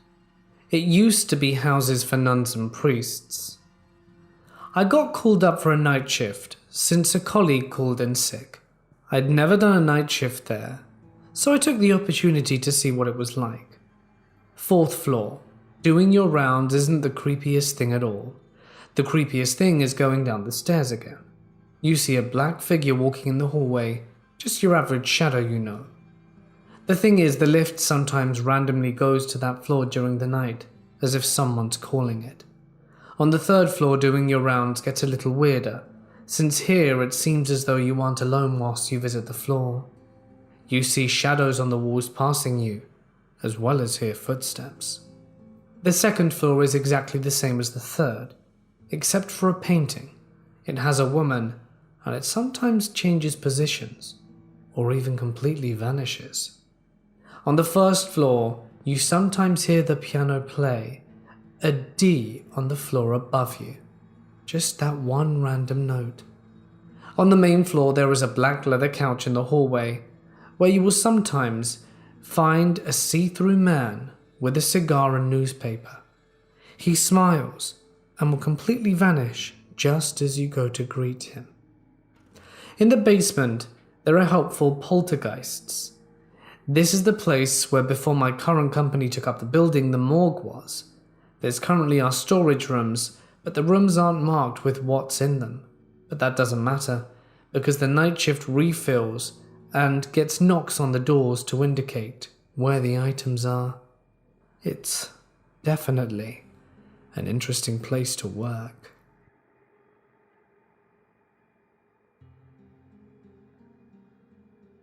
When I was a little kid, about 6, I started having this recurring nightmare that follows me still to this day.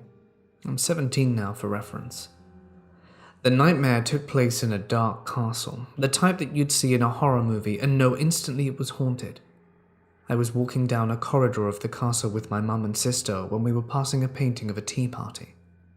One of the people in the painting, a tall, pale man dressed in all black, stood up and turned to us, beckoning for my mother to follow him. My sister and I tried to stop her, tried to hold her back, but she didn't even seem to notice us. My mother entered the painting and walked further into it, arm in arm with the strange man. My sister and I decided that we needed to find her, but as we searched through the castle, we got separated. I don't know how long I was looking, but I do know that I found my mum, as well as the most traumatizing part of this dream. I stumbled onto the castle's throne room, and it was the most disturbing thing I'd ever seen. The whole room was bathed in red, fiery light that was emanating from a huge fireplace behind the throne that a man from the painting was sitting on, as well as from a gaping hole in the wall that was closing and opening in intervals. There was a huge crowd of people in the throne room. I knew that if they saw me, they would hurt me. So I crept through the shadows on the edge of the throne room until I was just under the hole in the wall. I could hear bits and pieces of conversation from the people gathered around, but nothing made sense. The worst part is that going into the hole in the wall was a conveyor belt style operation, with large metal hooks going down from it, like in a meat processing plant. While that might not be terribly scary, the really messed up part was that hanging from these hooks were all of my loved ones, and they were all alive. To make matters worse, I knew that my family and friends were being drained of their blood and then burnt in that hole. My best friend at the time was just about to go into the fiery hole when he looked directly down at me and gasped, "You caused this," with a look of betrayal and accusation. I was so shocked I couldn't move. As he was being drawn into the hole, I overheard a group of older women laughing and talking about what a shame it was they couldn't get the full set before one of them caught sight of me and grabbed me. It was at that moment I awoke.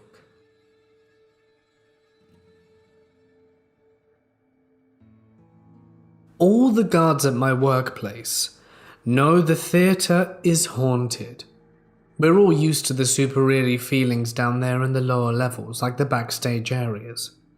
Most of it can be passed off as long work hour stress, but there is definitely some evil stuff in this building with us. It's probably an entity that latched itself onto the themes of theatrics and whatnot. We got all kinds of stories. We've all heard the grand piano playing on its own in the night, heard ghostly voices arguing every now and then as we walk through the halls. Sometimes I smell a harsh burning in the halls at night, like sulfur. We all know that doesn't mean well. Tonight has been the worst it's ever been. I heard a door slam shut nearby as I was patrolling, and as a joke, I yelled out, "Who it be?" It's an inside joke with me and my friends to lighten my nerves, and I heard a deep, almost unintelligible male voice saying, "It be me." Sounds kind of funny, but I didn't enjoy that. My Bluetooth earphones blatantly refused to work tonight, and I also walked through one of the function halls in darkness. Once the building closes, we patrol without many lights on, other than the occasional safety lights here and there, and I saw something following me into a mirror. I refused to look behind me or stare at the mirror for too long, but it appeared to be a figure, clearly dressed in a costume of a king, with a fur robe and a black jagged crown. Its head was tilting side to side as it shuffled along beside me, kind of like a key-winded toy. It moved so soundlessly, and as you can imagine, I was pretty startled. I couldn't feel my legs out of dread, so I didn't even stop walking. I just stopped looking immediately, and kept calm, walked out the room, and pretended to see nothing. I think this is happening due to the current performance of a real old and famous play called Faust. A very famous actor died performing it in Melbourne a long time ago in another nearby theatre, and his ghost allegedly haunts that theatre till this day. It's not too far down the road from our theatre. There's also a secret warehouse on site, the location of which, for obvious reasons, we do not share with the public. But this warehouse is basically a storage room full of old, valuable artifacts that have to do with early modern theatre and music. Authentic historical pieces like an 18th century instrument, and old chests/trunks that belong to people of fame. One-of-a-kind tapes recorded by famous rock and blues musicians. Old stage set models, some dating back all the way to the 1800s. Crazy stuff. I know for a fact that some of these old artifacts bring with them the presence of beings potentially older than them. You couldn't pay me to open up some of these creepy-looking trunks. Safe to say, I'm glad I'm casual now and no longer work full-time. I've been working here for almost a year. It's hands down the most haunted place I've ever experienced.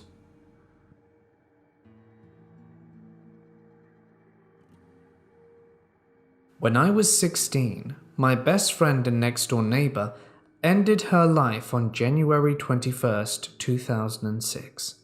Every night after that, I would either dream of her entirely, or she would intrude in my other dreams. I remember a dream about a dance recital once where everyone was dancing. She was in the back dancing with a rope around her neck. The dream wasn't about her, but she was there nonetheless. Very unpleasant stuff. It made my grief so much harder to get through. However, it was pretty clear those dreams were just that, dreams. I wasn't frightened, nor was I in any way denying that it was my obvious subconscious thoughts that I dreamed her every single night. On December 31st, 2006, I went to bed. I remember that I dreamed that night that my friend and I were in a field of wildflowers. There was so much sunlight that everything was white, and we were holding hands and she was smiling. We laid down next to each other and I was looking at her. We were silent for a while, and very serenely I asked her, "Were you in pain?" The sound of the field was replaced by this progressive loud ringing until it was so loud my teeth hurt. She answered silently.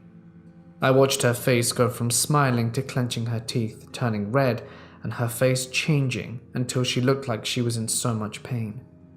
She grasped my hand in hers so hard her fingernails dug into it, and I woke up a few minutes later, turned on the light to see if there was a mark, and of course there wasn't. But that dream felt incredibly different than the others I'd ever had. So vivid, so raw. Point is, I never dreamed of her again after that. I got over her death and put my grief to rest. I'm 27 now, and it's been 12 years.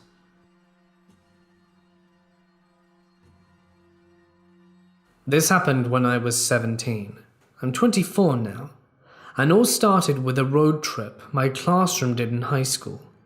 I don't really remember where, but it was a 3-day trip, and I was carrying a big backpack with a lot of unnecessary souvenirs and clothes, so it was super heavy. We were coming back in the bus, and my mum called me to say she was with my father. When we were reaching the city I live in, the teacher told us that the driver could let us get off the bus if we were close to our homes, so that we didn't have to go all the way to school. We were reaching a part of the city I thought was close to my father's house, where I thought my mum was, so I asked the driver to stop, and off I went. It was only when the bus was gone that I realized I was wrong and didn't know this part of the city, and my phone battery was dying. I called my mum, asking her if she could pick me up, but she told me she was in a restaurant across the city because she thought she would pick me up near my school. I didn't want to admit it, but I was scared and lost, so my reckless and very stupid young brain told her to wait there and that I would walk to a nearby subway or bus station and go to the restaurant, even though I had no idea where I was. So I started walking. I was lost, tired, and my back was in pain because of the heavy backpack I was carrying, and started walking slower. My phone was dead, the city was darker, and I reached a part of the city that was not a good neighborhood. I was scared and in an empty street, but I was still thinking I could reach a subway or something and be safe, when suddenly I felt someone pulling my backpack and pulling me inside an old building. I was scared and paralyzed with fear until this man grabbed my hand, and I realized he wanted to pull me all the way inside. I still don't know how I did it, but I jumped, getting my hand out of his reach, and pushed him with my backpack, and used it to get my arms out of the bag and ran, crying and trying to find help. I'm not sure if the guy followed me or not, but I ran until I felt like I was going to pass out and reached a big avenue. Just then I turned around and the guy wasn't there, and I felt momentarily relieved, only to remember that I didn't have my bag with me and was still lost, but now without money or a cell phone or anything for that matter. I asked a woman if she knew where the nearest subway was, and I think she saw how desperate I looked because she accompanied me all the way there and was kind enough to buy me a ticket after I explained to her what happened. When I arrived to where my mum was, she was super scared and wanted to call the police, but I wasn't able to tell her where exactly all of this went down. I don't want to think about what could have happened if I hadn't have been able to escape. When my son was about 6 months old, I had a dream that I was at my grandparents' house with him. My grandfather was holding my son and crying while I spoke with my grandmother. I told her that I wished her and my grandfather were still alive to see my son, and she said, "Don't worry, we see him." I didn't think anything else until 5 years later, I was talking to my sister, and I mentioned that I'd had a dream about my grandparents.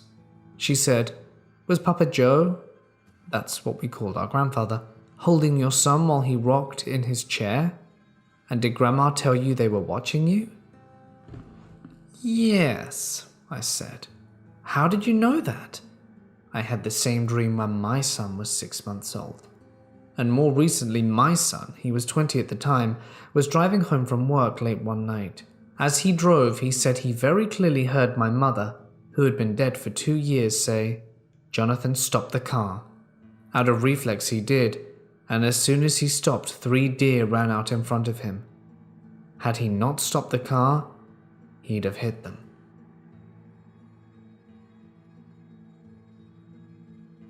I believe in the paranormal, and it doesn't scare me, but this building is completely different. I've never had any place give me the heebie-jeebies like this place does. I will crank the heat up to 80, and it will say 78 in here, but my fingers will be so cold I can't type my logs up, and my nose will be so cold that it's running and aching. I hear people walking up and down the halls.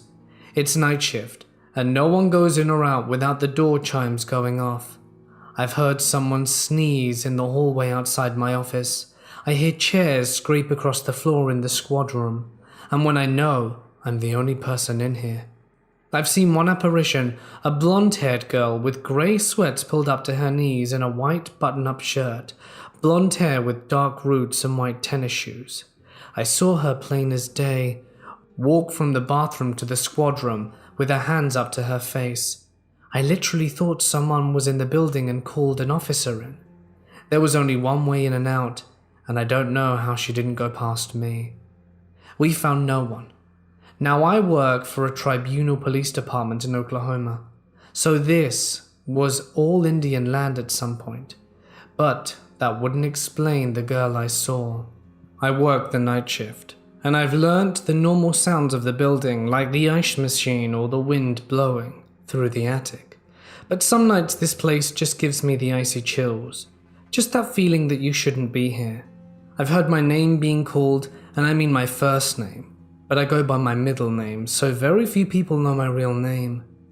We have a couple who are terrified to work the night shift by themselves, so here I sit.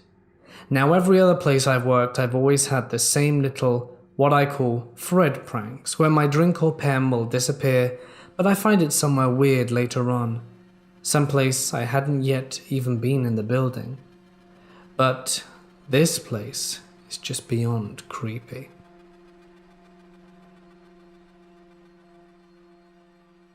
I need to give you some background before I begin. I'm from a city in the northeast of Scotland in the UK. What happened here didn't just affect me, but also 2 close friends called Debbie and Joe. We all used to work for Virgin Megastore.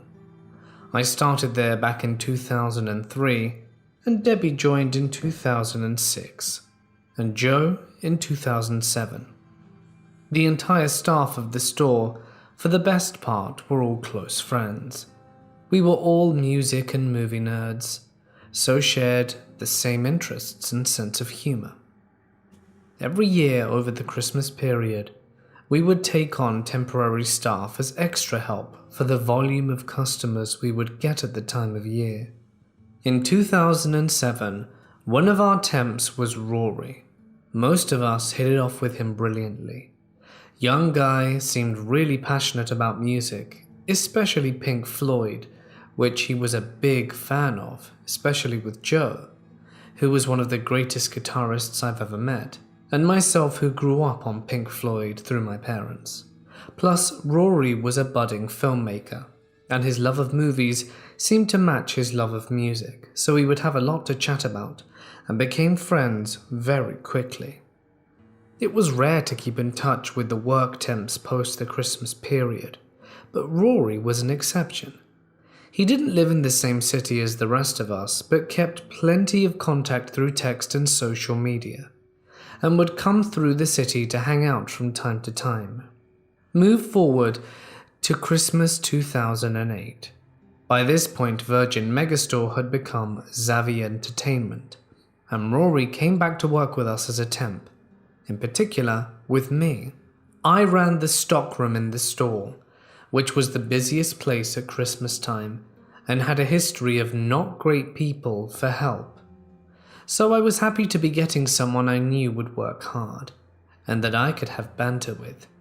He could be a bit annoying trying to force different live versions of the same Pink Floyd song he found on the internet. As I said, I love Pink Floyd, but I love a lot of music too. Nevertheless, I figured, he's young and passionate, but he's cool. Around this time, he started to put together a self-made Pink Floyd documentary, which he interviewed me and Joe for. And to be honest, he did a really great job, given the limitation and tools he had. Xavi closed in February 2009 due to the global credit crunch at the time. All Xavi staff and Rory kept in touch. We'd all become very close working there, like I said. Fast forward to summer 2010. We had a Xavi reunion night out, which Rory organized. Most of us that still lived in the same city managed to make it along. Joe had moved to Glasgow at this point, and it was a really fun night out, and Rory stayed at my place. I should also point out, Rory was preparing to go to America for his second year working as a camp counselor for Camp America at Camp Wigwam in Maine, Ohio. Since Xavi closed, I'd gotten a new job doing the same thing at another entertainment retail store, and that Christmas, Rory came to work there as a temp, which I was initially fine with. Moving into 2011, and Rory starts to raise red flags, although at the time I didn't see it clearly. He claimed that while in America, he'd gotten a job helping with editing and camera work on the show Burn Notice. At the time I was like, oh wow man, that's cool, well done. It didn't seem unbelievable, given I knew he had a talent in filmmaking. To coincide with this, he claimed he was working for Camp America in Florida, which is what led him to be working on Burn Notice, where it was filmed at the time. Then, when he was back in Scotland in 2011, it was time for another work Xavi reunion, which Rory had to be in charge of, which bothered me since he technically didn't work there when we closed, and like I said, he was only a temp. I got sickened with him posting constantly on Facebook about essentially what was just some old friends going to the pub. Again, I was like, yeah, he's young and easily excited, but harmless though. Then another red flag was raised. Rory and another friend who shared an interest in filmmaking were talking about doing a film in the city. They spent the whole day looking for a location, and afterwards, when I spoke to Rory, he was like, yeah, we're gonna go do this and this, making it sound like they had some exciting ideas. Then when I spoke to my other friend about it, he said, all Rory did for the whole day was ask me what my favorite directors were. It was a complete waste of time. Made me think, he's young and excitable but has a tendency to exaggerate. Move into 2012, Debbie, who I mentioned earlier, became a close figure in his life. Debbie is nearly 6 foot tall, a blonde bombshell, and at the time one of the nicest people you could ever meet, with an amazing sense of humor. We became super close when we worked together, but it was always totally platonic. I always looked at her in more of a sibling way. She would come around to my place for dinner and to watch movies, and I knew all of her close friends and a few family members. Herself and Rory went to the cinema a few times and hung out afterwards. Absolutely nothing wrong with that, for now.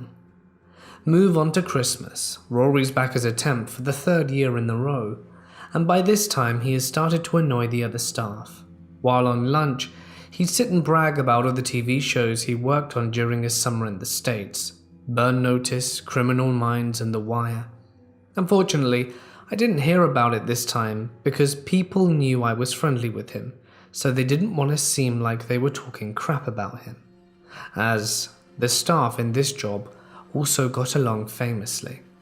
On a personal note, talking with him at work became a bit weird. He started to talk to me in a really smug and condescending tone, which given I'm 6 years older than the dude and had a hand in him getting him his temp jobs every year, and me thinking I was his friend, didn't appreciate it. Then around the same time, there's another Xavi night out due. Rory, Debbie and Joe, who was visiting from Glasgow, myself and a few others. The day before I said, get together, keep in mind I'm already pissed about how Rory is behaving, I get a text from him saying how, "Hey man, the plan for the night out tomorrow is to go to a pub quiz, your favorite." Now, I don't go to pub quizzes for tedious personal reasons. All of these friends know this, so Rory was essentially implying the rest of the guys had planned to go to something I wouldn't go to. Which I didn't, as I was super pissed about that text.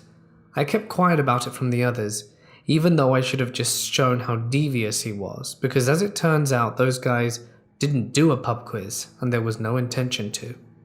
The next day comes, and Joe comes into the shop to speak with me, since I'd missed the night out. The whole time I'm talking to him, Rory is standing there in a defensive stance, answering everything I asked Joe, like he was his spokesperson, which was infuriating, because I was at work. I couldn't let him get under my skin, and Joe is happy-go-lucky and didn't even notice what Rory was doing. Rory was obsessed with Joe because of his talents as a guitar player, to the point of becoming unhealthy. It was around the time that Debbie started to sense I was having a problem with Rory, and it was true. Contact with him would trigger me to get anxious or angry, because I knew there was something amiss, but Debbie and Joe were constantly fooled by his false charm. And that's why I kept tolerating him, because I loved those guys and didn't want to be the cause of any unnecessary drama in the workplace. In early 2013, Rory makes out that his dad had a life-threatening stroke, which he survives, but leaves him incredibly disabled. This subsequently turns out to be a lie and a tool to get sympathy from Joe and Debbie. Moving forward to 2014, Joe moves back to town from Glasgow into Debbie's spare room, and this is where Rory really starts to phase me out of the group. Despite having recently hung out with me, and me having put up with him at my place, which I've done several times over the years at this point, he takes Debbie, Joe, and another ex-Zabby friend to 3 different price gigs all around the country. Initially I was super pissed, but in hindsight I was relieved. It was Rory that paid for all the tickets for those gigs, which was another red flag. Have to point out that, for when he wasn't working with me as a temp over Christmas or in America over the summer, working for Camp America and various TV shows, he was making out that he was a freelance photographer and video editor, which would be fine, but he didn't have a website, Facebook page, or anything else as far as anyone could see to contact him and do work.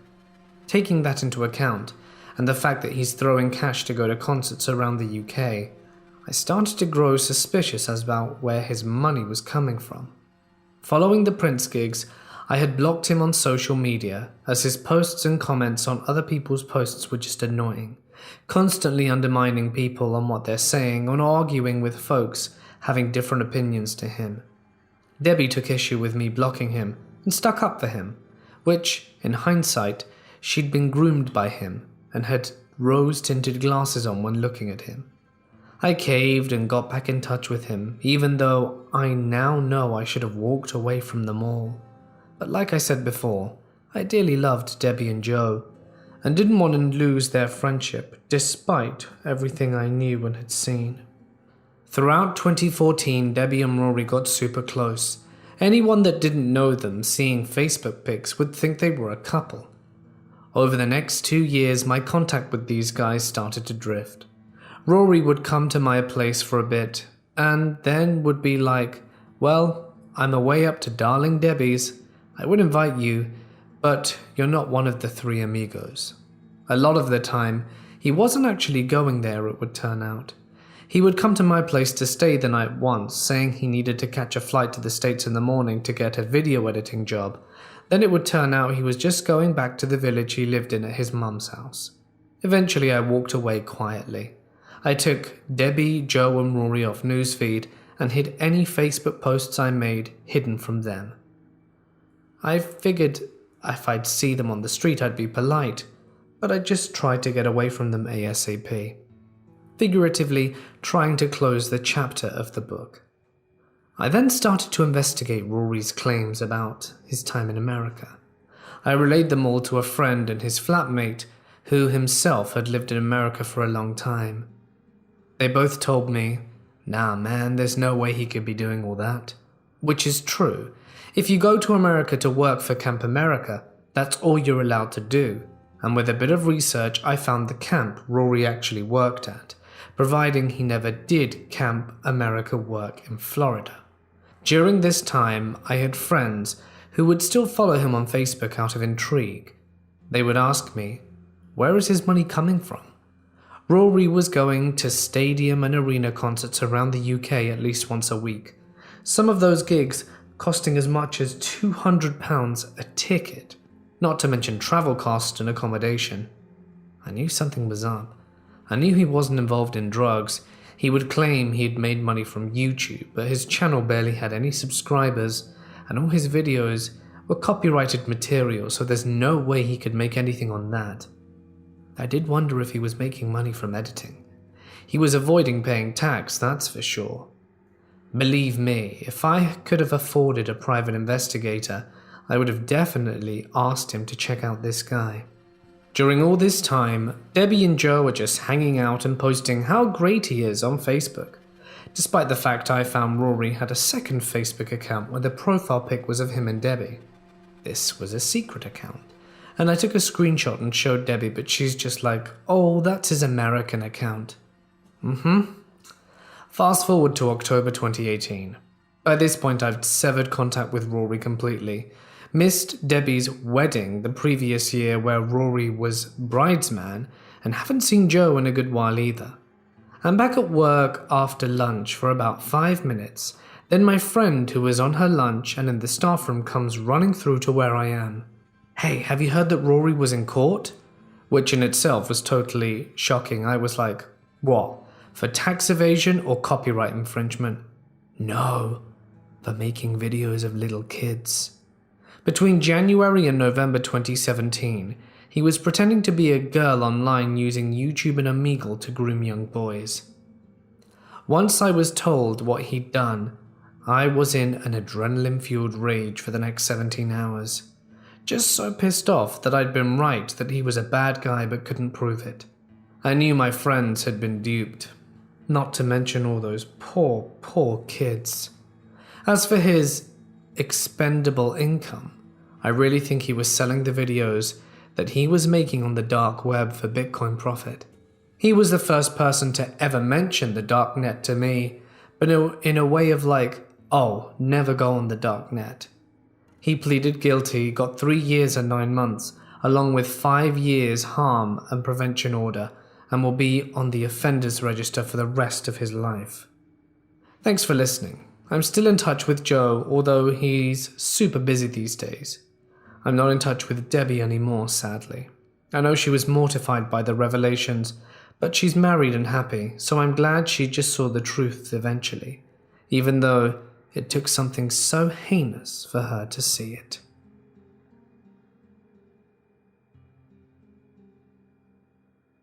I've only had sleep paralysis once in my life, and it was terrifying. I had woken from a deep sleep and was completely aware of everything. I could feel the blanket laying on me and the exact position I was laying in. What scared me was the presence I felt hanging over me at the foot of my bed. It was heavy and dark. I was panicking and trying my hardest to move. I kept thinking, I need to move, over and over, and I passed out. I didn't immediately remember what happened in the morning. The memory came back later that day, and I discussed it with some of my work friends, and their opinions ranged from normal to paranormal. I was little on the fence to which it was, but I was scared to sleep for a while. A few weeks later, I was drifting off to sleep when I felt the presence again. This time it was beside my bed. I was facing away from it and went stiff, hoping it would go away. It took me a few minutes to get the courage to flip around. When I did, I caught a very clear view of it before it vanished. It was a dark shape that almost resembled a human, but wasn't solid enough in shape. I didn't sleep well the rest of the night. I told my best friend about it. That's when I learnt what it was. Shades feed off your energy. They're drawn to negative emotions like stress and anxiety, which mine were very high at the time. She's a witch and brought me a bottle that contained Himalayan sea salt, rose petal, and a few other things. I only saw it once after that. I was trying to sleep but still very awake. I opened my eyes and saw it, as clear as the other time before it vanished again. I hadn't felt its presence, and I believe it was my friend's concoction that kept it away. It's been about a year since that happened, and I think it actually got rid of it.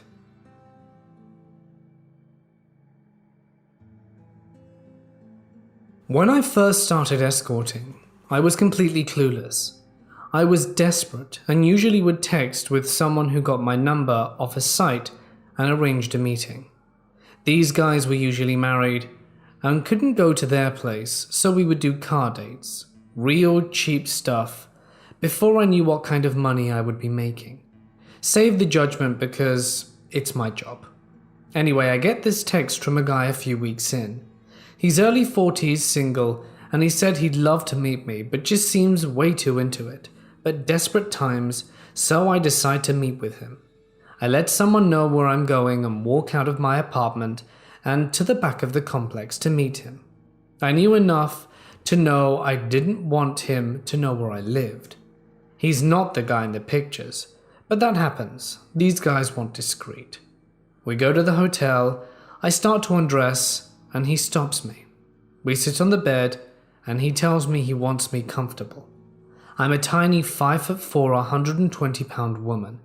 Anyone could honestly take me. He climbs on top of me and pulls a knife out in front of my face. It's my knife. He slid it out my pocket. What's this for? Do you think you need it? It wouldn't have helped. If I want to hurt you, I definitely could.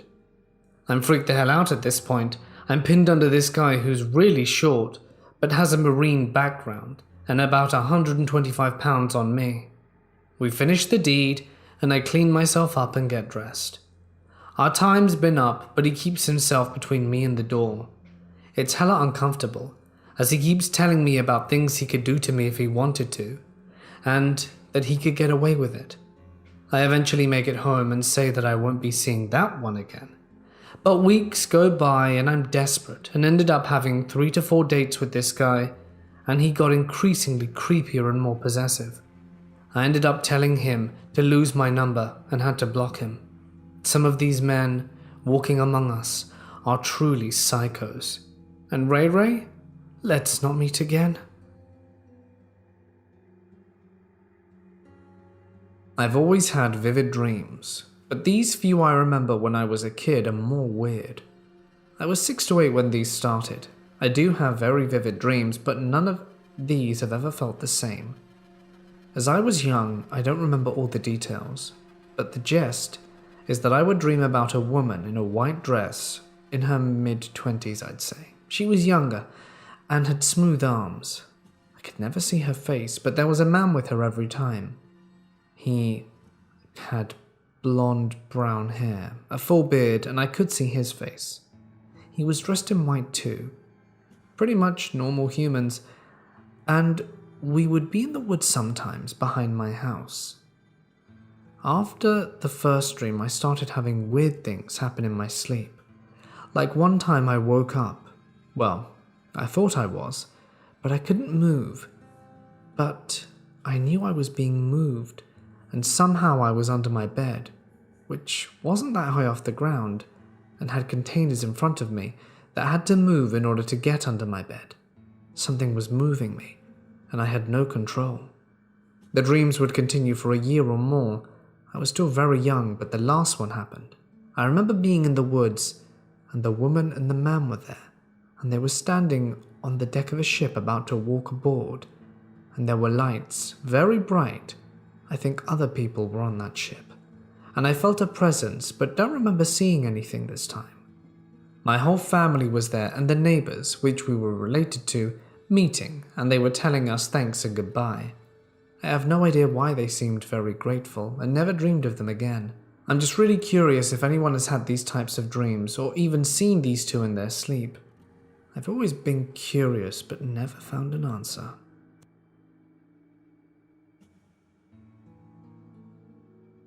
I was 16 at a house party with a good friend, another girl. There were some gatecrashers who turned up, which isn't unusual at London house parties, but these guys were older, and there was just a vibe. A girl I vaguely know who was drunk and being surrounded by them, and I asked her if she was okay, and she told me to piss off. I looked at my friend and said, "I'm going to call my mum and dad to get me. Do you want a lift?" My parents were amazing and said to me that if I was at a party or out for any reason and didn't want to be there, I would call them and they'd always come to get me. My parents turned up, coats on over pajamas, and took us both home. Apparently half hour after we left, someone was stabbed. The girl we had asked earlier was assaulted, and lots of stuff was stolen, and people were beaten up and held up at knife point. I had such a feeling in the air that I've hardly felt before or since, and knew that we shouldn't be there.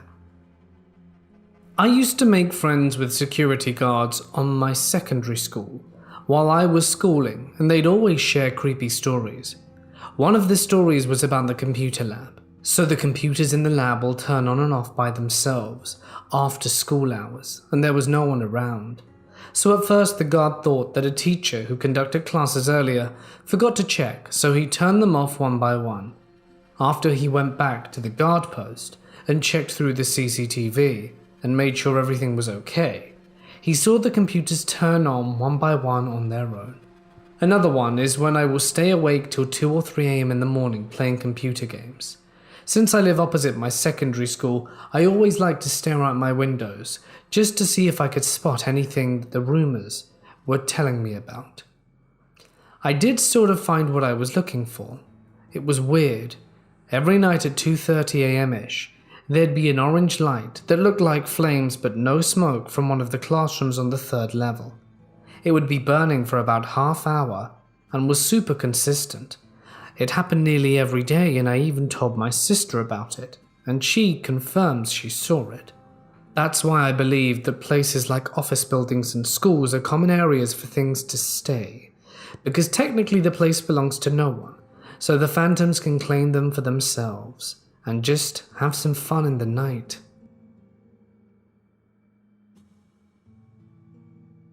Get off me. I woke up saying those exact words after a few seconds, and I instantly remembered why I'd said that. I was having sleep paralysis. There was a woman in the corner of my room, and she was simply standing there.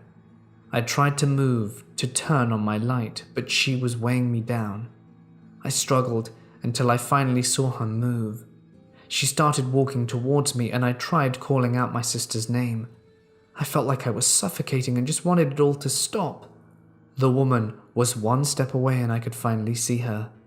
Her face, or lack of. No eyes, no nose, no mouth, just long hair and sharp nails. She's climbing on top of me and began tearing away my skin. I tried screaming for help.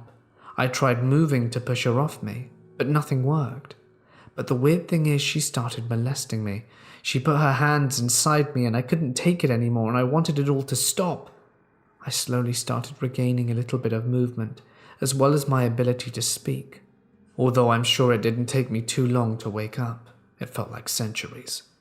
As soon as I woke up, I looked to my right, which was where my window was, and there she was. She stood outside of my window until she suddenly vanished. This happened in 2017, and the next time I saw her was in 2018. Except, I moved to a different house.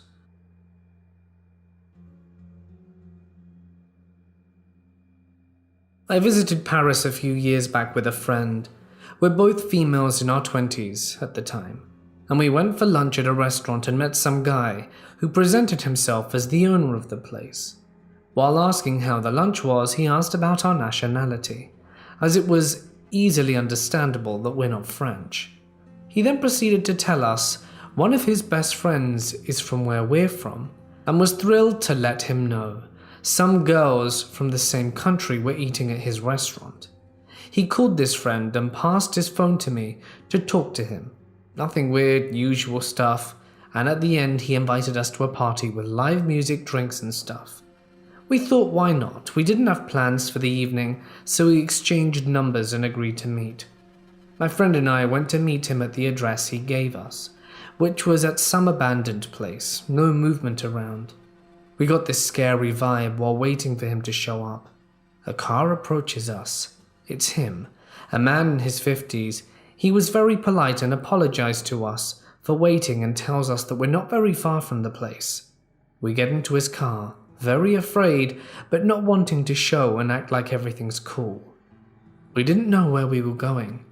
He was telling us about his life, how he's been living in France for over 30 years, and how he missed our country so much. But work didn't allow him to take vacation, so he hasn't visited in years. He seemed normal, but my friend and I knew we messed up and it was too late. We couldn't even talk about how to get out of the situation. My friend was freaking out, so I told her to please stay calm. We arrive at this building, it's dark outside and we could see no party here. He apologized once again, saying the party was cancelled, but some of his friends are inside and that we could have some drinks, talk a little, and he'll drive us to the hotel later. At this point, I'd tell him we'd prefer to go back to our hotel and ask if it's possible to just drop us off at the nearest bus station. He insists that he really wants to spend some time just chatting with us and wants to order some drinks to make up for the party being cancelled. I tried to act as cool as possible, not wanting to offend him because I didn't know how he'd react. He kept begging for us to go inside and maybe cook something for us because I told him we were hungry. Hopefully he would agree to drive us to the hotel. It was 11 p.m. and we gave him a false hotel address, of course. I felt so relieved when I saw city lights again and we were out of his car. To this day, I can't believe how naive we were and fortunate that nothing happened.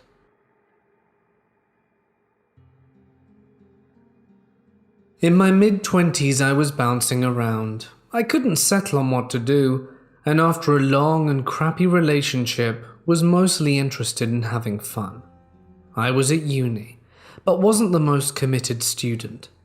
I had been working at a restaurant in a hotel, but hated it, and a friend told me about working as a receptionist in a brothel. It's completely legal where I live, and said the money was decent and it would fit well with uni. It wasn't difficult. If a client was rude, you just kick them out, unlike hospitality, where you need to be polite to them the whole time. I found a place that was looking for receptionists and went for an interview and got a job, and it was fine. I mean, it's not the most interesting job in the world, but it paid okay. I could smoke out back when cigarettes didn't cost $50 a pack, and I could study if I was quiet. And I know that everyone is thinking, receptionist is code for sex work, and I promise that it isn't. I have no proof, but lying about it doesn't make the story any more interesting. We had regular clients, and they all had reputations of some kind. This guy only books for half hour, but always extends his booking at least once. This guy will pay extra for dirty talk. A lot of it was innocuous, just information passed between people that we as receptionists always heard about. But some of it was along the lines of warnings. This guy will try and remove the protection. This guy wants to spank, but doesn't ask first. And then there was the doctor. The doctor had a lot of money and would potentially bring multiple workers in for a long time. He paid reasonably boring extras like fancy lingerie or fantasy roleplay, aka nurses' uniforms. But he had a real big red warning sign above his forehead. The first time he came in, one of the other receptionists warned me. No one has to do an intro with him if they don't want to. Warn the girls, it's the doctor. I called the intro, i.e. I went to the staff room and said, intro in meeting room 1, which generally meant that every available worker should go in, say their name, flirt, and after, one of the receptionists would find out who they wanted to see and for how long. And all the workers stood up and said, it's the doctor, but all but 2 sat down. So immediately I asked what the deal is, and they explained that he likes coke. He likes workers who like it or pretend to like it. He's a neurosurgeon who gets access to strange drugs, and often his is far from pure. He also enjoys drug insertion, and he was just creepy. When we'd go into checks with him, he'd try to grab us, make us, the receptionists, sit down, and to be clear, I'm not what people would consider attractive. Plus, he'd do it with all the receptionists. He'd grab our hands and try to stroke our arms. He had this super intense stare, like a mannequin that could make eye contact. It's hard to describe. It was like he was staring right back at you, but without seeing you. His expressions were weird and just didn't work on his face. Like his mouth would smile or move, but his eyes wouldn't change from that intense stare. I guess it might have been all the coke, but it was deeply unsettling and just made you feel sick.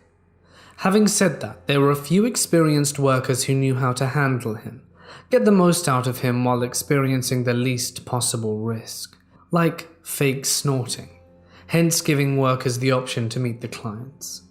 I can't remember if he saw anyone that first time. If I recall correctly, he had a handful of bookings in at the time while I was working there. We did have strict instructions to never let anyone do an out-call with him. That is booking it anywhere other than the brothel. Plus, we had a few other harm minimization strategies. Then after a while, one of the workers who was okay with seeing him left to go travel, and no one else would go see him. So he gradually stopped coming, as no one would intro him. I moved on to the receptioning at a different brothel. A new one had opened closer to where I was living and paid better, and he showed up there again. I knew he would frequent all the places he could until his reputation preceded him. When he showed up at the new place, I told all the workers about him, and no one was okay with seeing him. He tried only a few more times until he abandoned us. A year or so later, I had moved on to a different job. I couldn't do night shifts anymore, and I was chatting with a friend from the brothel who said, "Oh my god, did you hear about the doctor? He killed someone and got arrested." And it was true. The doctor had killed a worker who had been sent to his apartment. The worker lay dead in his bed for 2 days. Officially it was manslaughter, and he also pleaded guilty to supplying the drug that killed another worker.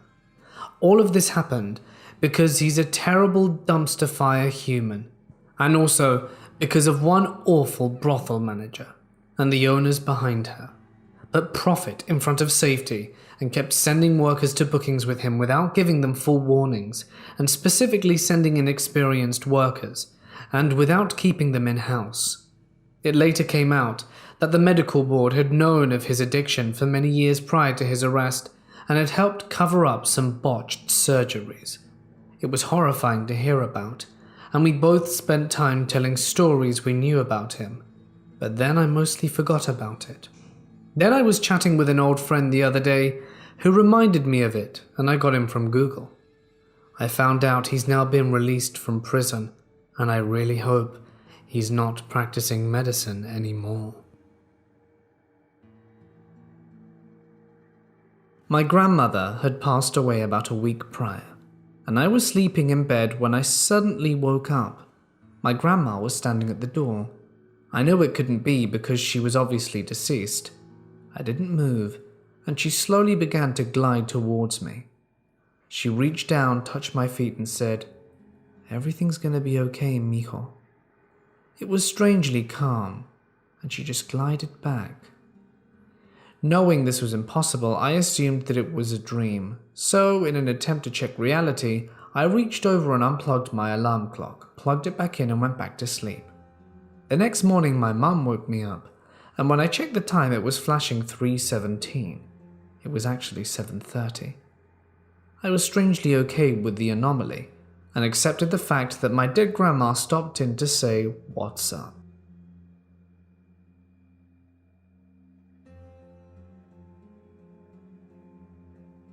This happened when I was in middle school.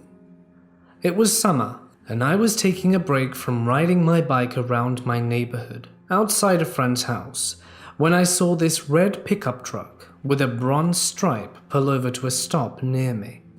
The passenger and driver were both white males with sandy blonde hair and white tank tops and baseball caps. They claimed to be lost and looking for directions to somewhere, but since I didn't know, I said, "Sorry, can't help you." The entire time, alarm bells are going off in my head, and I move farther away from the truck and into my friend's yard, hoping she and her mother would come home. They kept wanting me to help them and monitoring me to come closer to the vehicle. I just kept repeating I didn't know where it was as I continued to back up into the yard. Eventually they gave up and left, and once I could no longer see their truck, I pedaled back home as fast as I could. There was another occasion something creepy happened. I was followed home from the supermarket by a dark green pickup truck.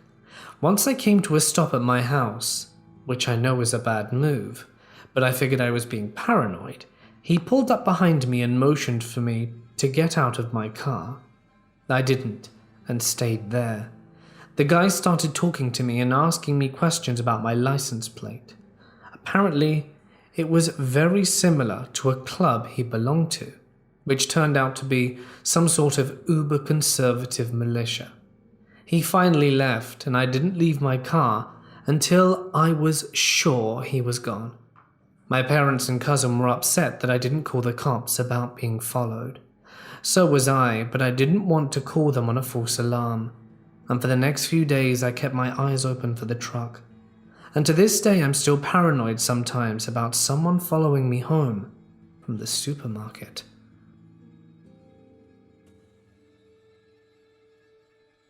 I once woke up at night and there was this figure standing next to my bed. It looked like a small boy, maybe 5 years old, wearing one of those old-timey sailor suits that children used to get dressed up in the late 19th to early 20th century. The boy was semi-transparent and asked for help. If you think it sounded creepy so far, it got worse. I suddenly saw myself from another angle, with my eyes open, staring at the boy ghost, and my body rose up, and I said in a deep, unnatural voice, "Your soul is mine." And my mouth opened, wider than a human mouth should, more like a snake's mouth, and I swallowed the ghost. Then I woke up, thinking, wow, that was a rather creepy dream. Strangely enough, my stomach felt full, just as if I had eaten a good meal mere minutes before. It was 5 a.m. though, and I probably hadn't eaten since 1 a.m. like my post-midnight snack. That was a few years ago. Never experienced anything like it again. I do have to say I rarely have traditional nightmares. Was something chasing me? Usually I'm the ones chasing something. I was doing security on a strip mine. Night shift, 5 p.m. to 5 a.m. Everything was fine for 9 months. One night early November of this year, I was sitting completely alone on a road that overlooks a mountain ridge. You could look out from this road. It was like an overlook and see miles and miles of mountains. There were maybe 30 minutes of daylight left and the sun started to set when I saw small orange and white orbs starting to glow from a nearby mountain inside the tree line. Slowly, as the night fell, I saw the orbs that were glowing in the mountain start to rise from the tree line up into the air. I looked all around me in awe to see dozens of orange, white, and green orbs hovering above me in the sky. Some of them danced, and some of them floated stationary. It was the strangest thing I've ever seen. It began occurring regularly every night that I would work. On one occasion, I saw a bright, glowing orange orb that looked like a fireball come out of a nearby mountain and fly across the sky very slowly right before it would disappear again behind another mountain. The last night that I worked up there, I was sitting there watching the ridge light up with orbs, and then I saw this huge orange one look almost as if it was coming from within the mountain and shot up into the sky as it got closer to me. I witnessed it travel a mile in less than 30 seconds, and it looked like a giant ball of fire. It got about 300 feet away from me, and it was like nothing I've ever seen or witnessed before. It looked like a giant orange fireball of gas with pulsating lights coming out from it. I felt super weak and sick to my stomach, but I was terrified. I raced off the site as fast as I could, in the company vehicle, almost feeling like I was going to vomit from terror. I'd really appreciate it if anyone had any kind of explanation for what I saw.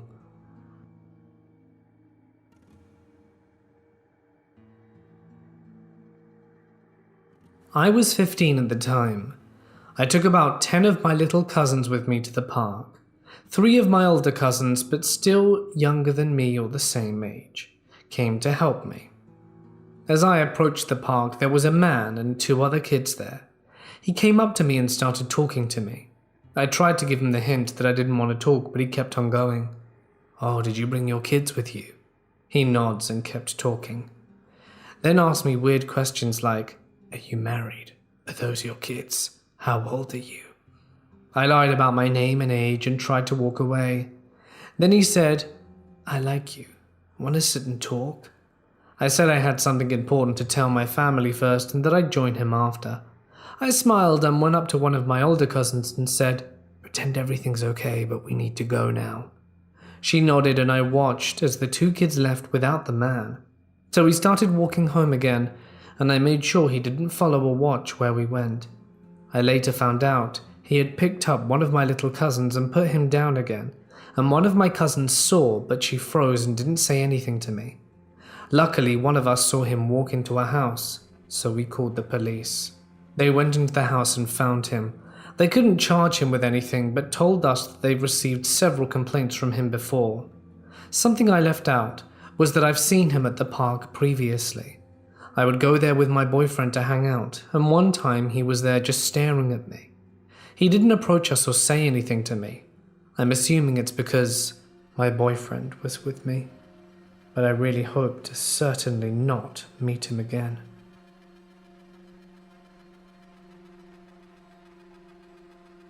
Several months ago, my wife and I went to bed as we normally do. I have untreated sleep apnea, which means that I never really get a good night's sleep and I'm always tired. I can lie down and be asleep in the middle of a sentence. As I was in that extremely short period of not awake but not really asleep, I could feel myself sinking deeper into sleep. As I approached true sleep, I had a brief impression of being in another location, with a nurse nearby saying, "Doctor, he's starting to wake up."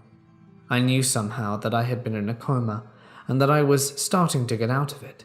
Then I started flipping back into the coma, there while waking up here and hearing the nurse say, "Never mind, false alarm, he's still in a coma."